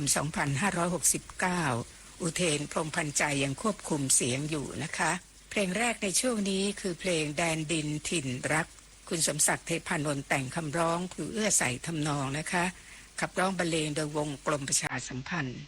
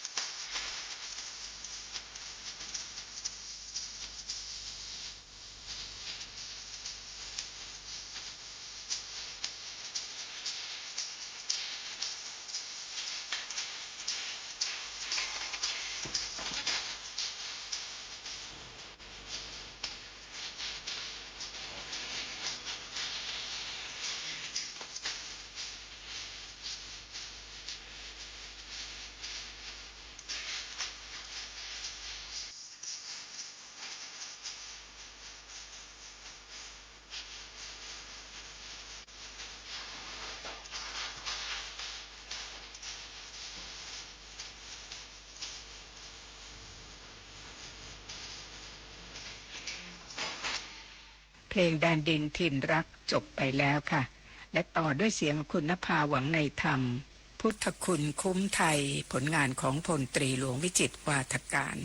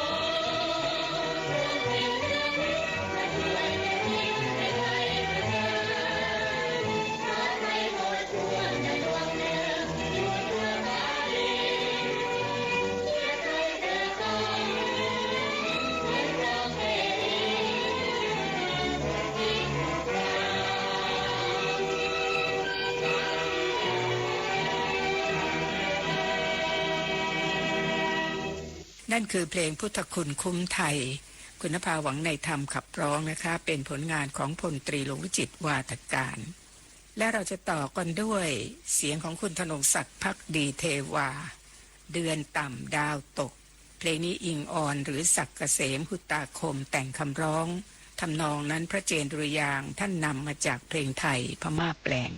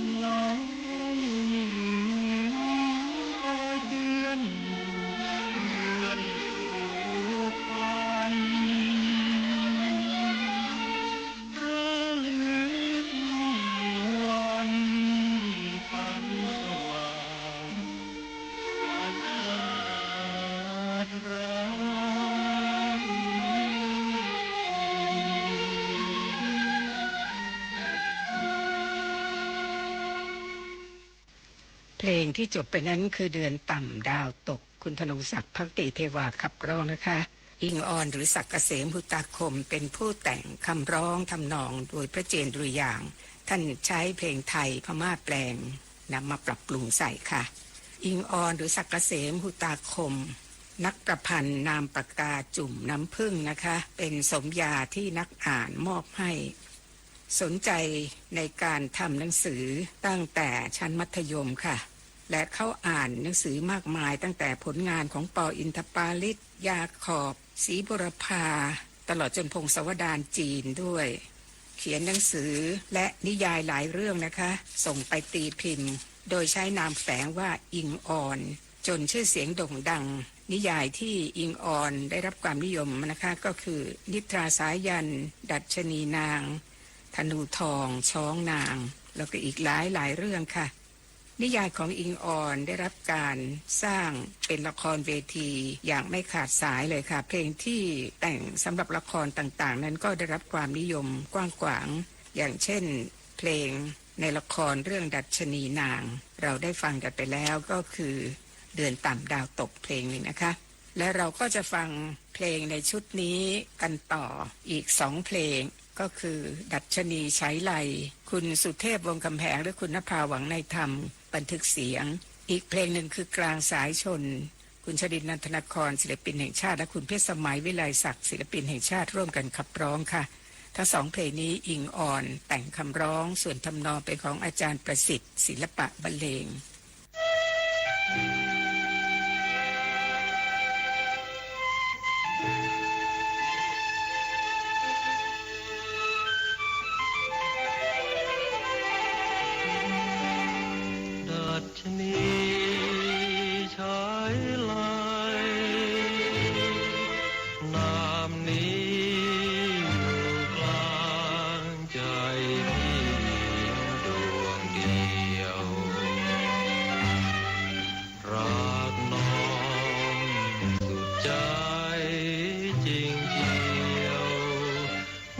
ดัชนีใช้ไลคนเดียว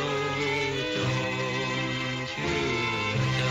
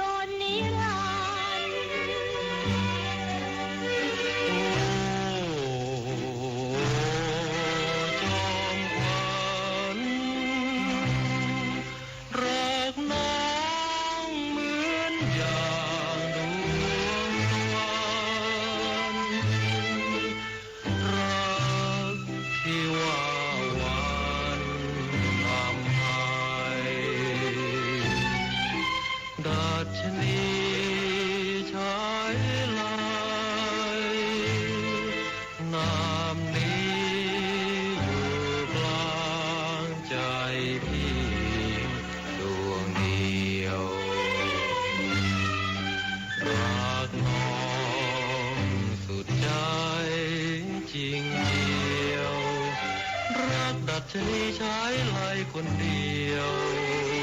จงเชื่อใจ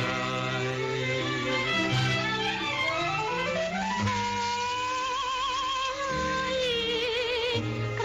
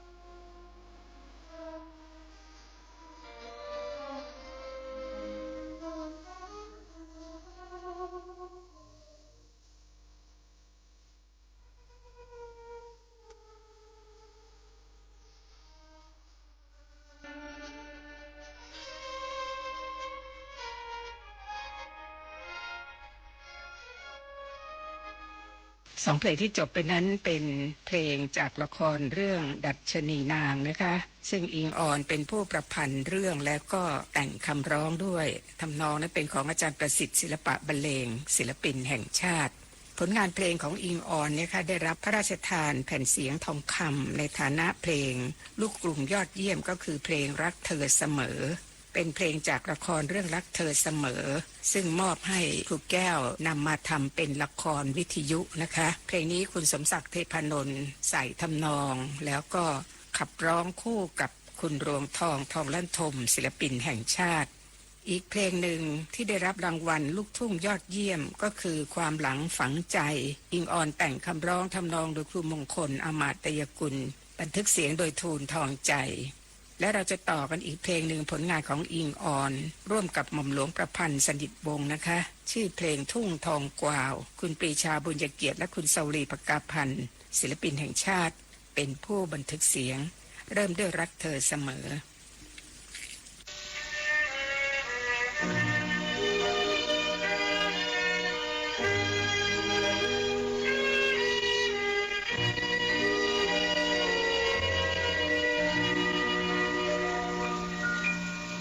ดวงฤดีของพี่นี่น้องถูกใครช่อช่วงทิ้งไปที่พระวินหาจำไว้ฝันถึงคะแนนถึงยอดดวงใจยอดชีวิตรู้หรือไม่หนอกานาเช้าสายบ่ายเย็นที่เห็นหน้า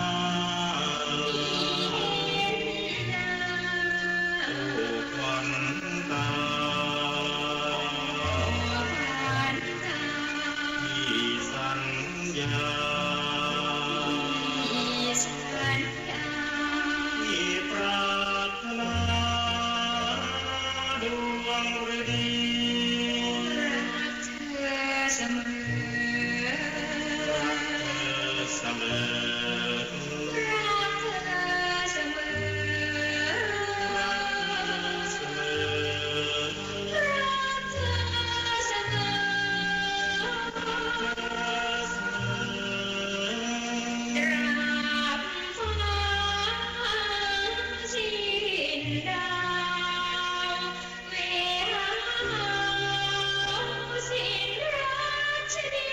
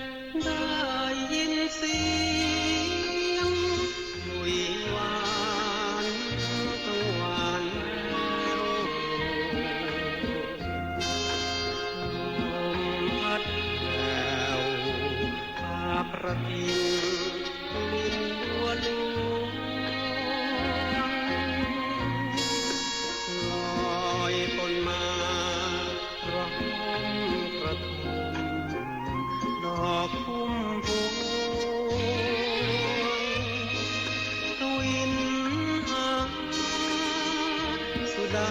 ดวงรันจวนใจหอมเอ่ยหอมกลิ่นดอกกระทุ่มหอมผมทรงภูมิชวนคิดสมัยงามเรียรับมาอรไทย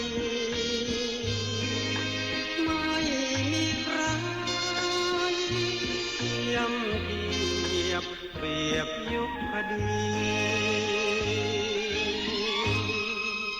ผมกระทุ่มแนบหมอนเจ้านอนนุ่นลมหายใจหอมกรุ่นอุ่นอกพี่หอมกลิ่นผมลมหายใจน้องไมตรีฟังหรือดีให้พี่จำจนวันตายไม่ลืมรอยน้ำตากำลังมนยามจากจรอรุณรงตะวันชายเจ้ากอดที่ศพเตือนไม่ห่างไกลแสนเสียดายวันพบที่จบลงมาวันนี้กระทุ่มออกแต่ดอกรวงสาบัวหลวงน้ำแรงเป็นพงกระท่อมน้องเป็นกอพงน้องนางคงลืมคำที่อำลาลืมคำวอนอ่อนให้พี่มาพิจิตรลืมอาทิตย์วันที่หนึ่งเดือนสิงหาลืมกระจูบรอยคราบคราบน้ำตากัลยาลืมความหลังที่ฝังใจ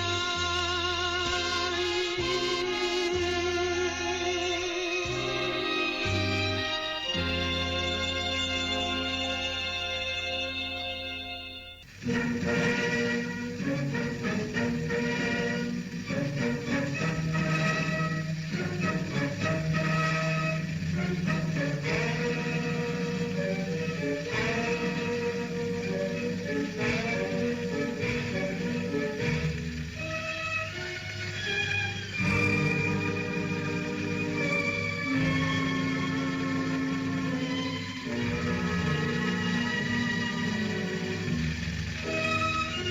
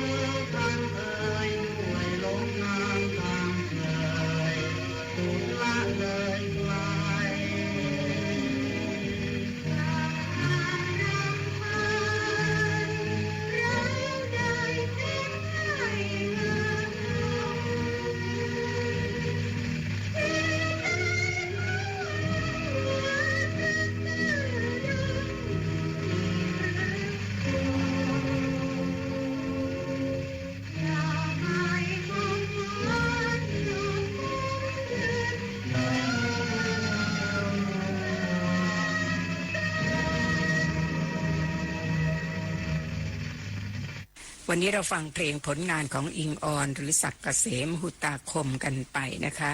ก็จะขอหยุดเพียงแค่นี้ค่ะ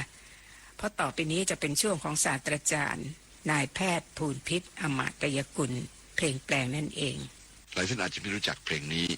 หลายท่านอาจจะรู้สึกไม่คุ้นหูนะครับผมคิดว่าถ้าเปิดจะให้ฟังกันสบายใจหน่อยก็คงจะต้องขึ้นต้นด้วยลีลาภาษาอังกฤษซะก่อนเขาเล่าให้ฟังว่าเพลงชื่อ It's a Sin to Tell a Lie หรือแปลเป็นภาษาไทยว่าเป็นบาปถ้าพูดปดเนี่ยนะครับคนแต่งชื่อว่าบิลลี่เมบิล M-A-Y-B-E-W ค่อนข้างจะโนเนมนะครับเราหาประวัติของเขาไม่ได้ชัดเจนนะครับก็ดังอยู่เพลงนี้เพลงหนึ่งละสำหรับงานของคนคนนี้แล้วก็ผู้ที่เคยขับร้องเพลงนี้ไว้มีทั้งผู้หญิงผู้ชายนะครับก็คือแพตตี้เพจคนหนึ่งกับแพทบูนอีกคนหนึ่งนะครับผมเลือกสองคนนี้มาก็เพราะเหตุว่าผมเป็นคนที่อยู่ในวัยที่กำลังเริ่มตื่นเต้นกับบุคคลสองคนนี้เป็นอย่างยิ่ง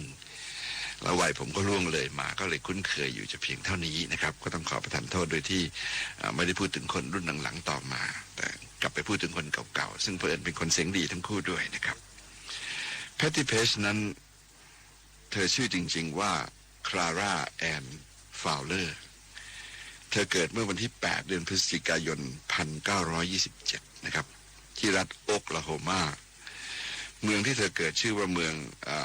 เทาซาเธอมีพี่น้อง7คนมีพื้นฐานทางการร้องเพลงจากการร้องเพลงประสานเสียงอยู่ในโบสถ์มาก่อนตั้งแต่ยังเด็กอยู่ต่อมาเมื่อโตขึ้นก็เคยทำงานที่สถานีวิทยุในเมืองแล้วก็เป็นนักร้องประจำสถานีวิทยุนั่นด้วยนะครับเธอเคยร่วมงานกับนักร้องอื่นๆรวมทั้งร้องอยู่ในวงของเบนนี่กู๊ดแมนด้วยแล้วก็อัดเป็นเสียงในสังกัดของบริษัทเมอร์คิวรีร้องเพลงด้วยเสียงหวานใสน่าฟังเพลงที่โด่งดังก็มีเช่นเพลงชื่อ Mockingbird Hill เพลง Come What May I Went to Your Wedding นะฮะหรือเพลงชื่อ Changing Partner ซึ่งมีชื่อเสียงมากทีเดียวถ้าเผื่อว่าเธอยังคงมีชีวิตอยู่ในวันนี้ก็คงจะอายุถึง71ปีนะครับขอเชิญพบกับแพตตี้เพจครับในเพลงชื่อ It's a Sin to Tell a Lie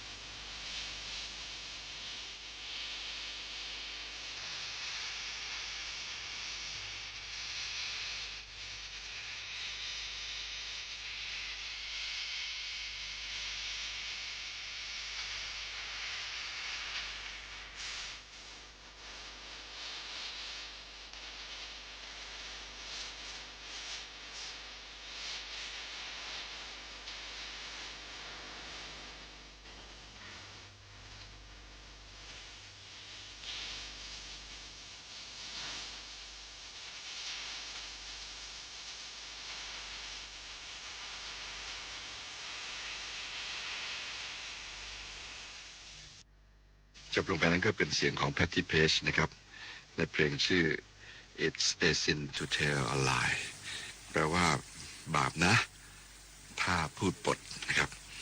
Patti Page นี่นานๆฟังเสียงเธอทีแล้วก็รู้สึกชื่นใจนะครับ How much is that dog within the window นั่นก็เป็นเพลงของเธออันหนึ่งนะครับเพลง Memory of You Autumn Leaves นะครับ Would I Love You Tenderly เป็น greatest hit ของ Patti Page ทั้งหมดซึ่งยังหาซีดีได้ในปัจจุบันนี้นะครับทีนี้เพลงนี้พอมาถึงเมืองไทยเพลงทำนองนุ่มๆเนี่ยครับต้องมีคนที่ชอบแน่ๆเลยแล้วก็พยายามที่จะเปลี่ยนมาเป็นเพลงไทยสากลอันนี้ผมจนปัญญานะไม่สามารถจะบอกได้ว่าใครเป็นผู้เอาเนื้อภาษาไทยใส่ลงไป แต่ว่าฟังสำนวนลีลาแล้วเนี่ยปรากฏว่าน่าจะเป็นพี่น้อยหรือไม่ก็คุณสุรพลโทนาวนิกนะฮะถ้าผิดก็ขอประทานโทษด้วยแล้วก็มอบให้คุณสวรีประกาศพันธ์เป็นผู้ขับร้องสวรีก็เป็นศิลปินแห่งชาติสาขาศิลปะการแสดงเพลงไทยสากลเมื่อปี 2532 นะฮะประวัติของคุณสวรีก็เล่าให้ฟังสักนิดหนึ่งเกิดวันที่ 6 เดือนสิงหาคม พุทธศักราช 2474 ที่กรุงเทพมหานครนะฮะได้เป็นศิลปินแห่งชาติเมื่ออายุ 58 ปีมีผลงานทางด้านศิลปะการแสดงหลายแขนงทีเดียวตั้งแต่เป็นนางเอกละครนะครับเป็นคนขับร้องเพลงไทยสากลและเพลงสากลโดยเฉพาะยิ่งเพลงพระราชนิพนธ์บาทเสด็จชื่อหัวรัชกาลปัจจุบันนั้นเธอร้องไว้มากที่สุดเลยในกระบวนนักร้องทั้งหลายนอกจากนั้นยังเป็นนางเอกละครนางเอกภาพยนตร์โทรทัศน์หลายเรื่องทีเดียวประเมินว่าเพลงที่เธอร้องไว้นั้นมีไม่น้อยกว่า 1,500 เพลงได้รับพระราชทานรางวัลเป็นเสียงทองคำถึง4 ครั้งเป็นนักร้องหญิงที่ได้รับพระราชทานเป็นเสียงทองคำมากที่สุดในกระบวนนักร้องหญิงทั้งหลายในประเทศไทยนะครับและเป็นคนที่ใช้ผลงานทางศิลปะให้เกิดความบันเทิงความจนโรงใจอย่างประณีตต่อเนื่องที่สำคัญที่สุดก็คือว่าเป็นคนที่ช่วยงานการกุศลทุกงานอย่างน่าชื่นหมายความถึงว่ายิ้มแย้มแจ่มใสตลอดเวลาเกือบจะเรียกว่าไม่เคยปฏิเสธงานใดที่เป็นงานการกุศลเลยนะฮะคุณสวรีประกาศพันธ์แต่งงานตั้งแต่อายุ 18 นะฮะโดยแต่งงานกับคุณอดิศักดิ์เสวตนันท์มีบุตร3 คนชาย1และหญิง2ปัจจุบันนี้อยู่คนเดียวนะฮะแม่ก็อยู่กับลูกนะฮะว่าไม่ได้อยู่กับสามีแล้วก็ชีวิตปัจจุบันนี้ยังคงร้องเพลงอยู่บ้างนะครับมีสัก 2-3 แห่งซึ่งผมจะไม่บอกฮะว่าร้องอยู่ที่ไหนเดี๋ยวจะเป็นการโฆษณาประชาสัมพันธ์ไปยังไงก็ตามคุณสวรียังคงร้องอยู่นะฮะแล้วก็เพลงที่ร้องส่วนใหญ่ก็เป็นเพลงของคุณสมานกาญจนพลินเพลงของสุรพลโทนวนิกนะฮะแล้วก็เพลงของนักแต่งเพลงมีชื่อจำนวนมากมายทีเดียวคุณสวรีประกาศพันธ์มีชื่อเดิมว่าเชอรี่เพราะฉะนั้นใครๆก็จะเรียกว่าพี่ดีนะครับว่าพี่ดีก็คือสวรีประกาศพันธ์ครับเราลองมาฟังเสียงของคุณสวรีประกาศพันธ์ครับในเพลงที่ชื่อว่าบาปซึ่งได้ทำนองมาจากเพลงที่ชื่อว่า It's a Sin to Tell a Lie เชิญฟังครับ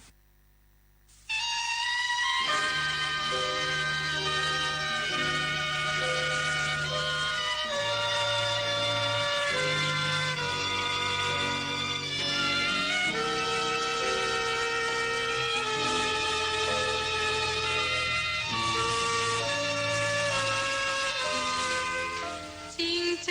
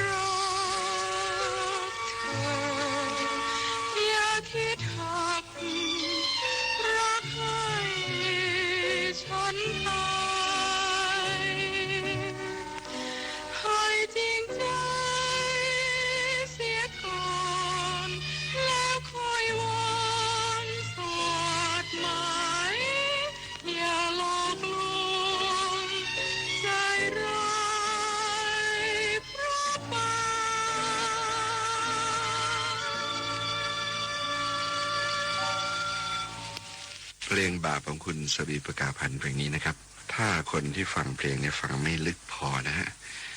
จะมองไม่เห็นความประณีตในการใช้เทคนิคในการขับร้องของคุณสวีประกาพันธ์คือเพลงเครื่องเสียงแล้วก็ทำนองลอยๆแบบนี้ครับจะกินใจคนฟังได้เนี่ยคนฟังจะต้องมีสมาธิในการฟังเป็นอย่างดีต้องติดตามทุกลมหายใจของเธอว่าเธอจะหยุดหายใจตรงไหนเธอจะเปล่งเสียงตรงไหนออกมาจะครั่นเสียงคนไหนออกมาที่จะปล่อยอารมณ์ออกมากับเพลงอย่างนี้สิครับก็ถึงจะเรียกว่านักร้องที่สมควรเป็นศิลปินแห่งชาติเพราะว่าคุณภาพในการขับร้องนั้นร้องเพลงเพราะให้อารมณ์สุนทรียะสูงส่งจริงๆซึ่งผมชื่นชมเป็นอย่างยิ่งเพลงนี้ถ้าแบบให้เด็กวัยรุ่นฟังรับรองนะครับเขาจะไม่ชอบและจะไม่ฮิตเลยเพลงนี้ในคนวัยรุ่นแต่ในคนวัยเราที่ชอบฟังเพลงเก่าๆยังชื่นใจอยู่เสมอขอกราบขอบพระคุณศาสตราจารย์ในแพทย์ภูมิพิษอมตยกุลค่ะและเราก็จะฟังเสียงของคุณสาวรีประกาพันธ์ศิลปินแห่งชาติต่อกันในช่วงนี้นะคะก่อนสิ้นแสงตะวัน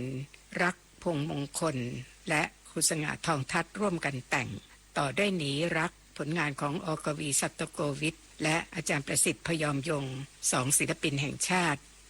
ปิดท้ายด้วยกรุณารักผลงานของครูสง่ารำพีศิลปินแห่งชาติค่ะเพื่อนฝันในคืนนี้อุเทนพรหมพันธ์ใจดิฉันจารุลินมุสิกพงศ์พบกันใหม่ในวันพรุ่งนี้นะคะสวัสดีค่ะ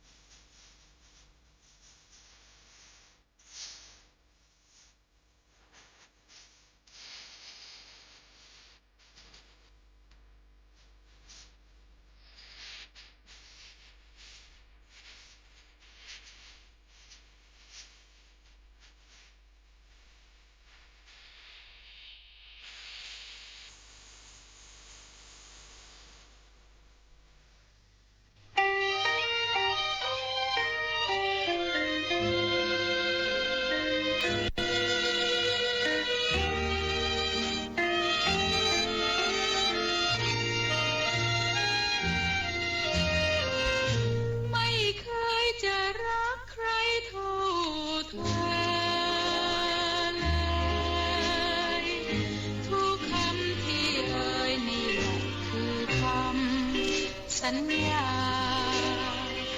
พูดออกมาจากใจจริงรักจริงทุกการเวลาชาตินี้ชาติหน้าฉันรักเธอไม่ยอมให้ฟ้าให้ดินมาพรากเราไกลฉันจะตามไปเป็นคู่ของเธอเสมอให้เหมือนกับเงาตามกายแม้กายวิญญาณจะบำเรอคอยเฝ้ารักเธอคนเดียวนิรันดร์ยามหนาวจะทำให้อุ่นร้อนกลุ่นฝนโปรยเยาวันแอบแนบสวงเข้าพลันจะประสบสวรรค์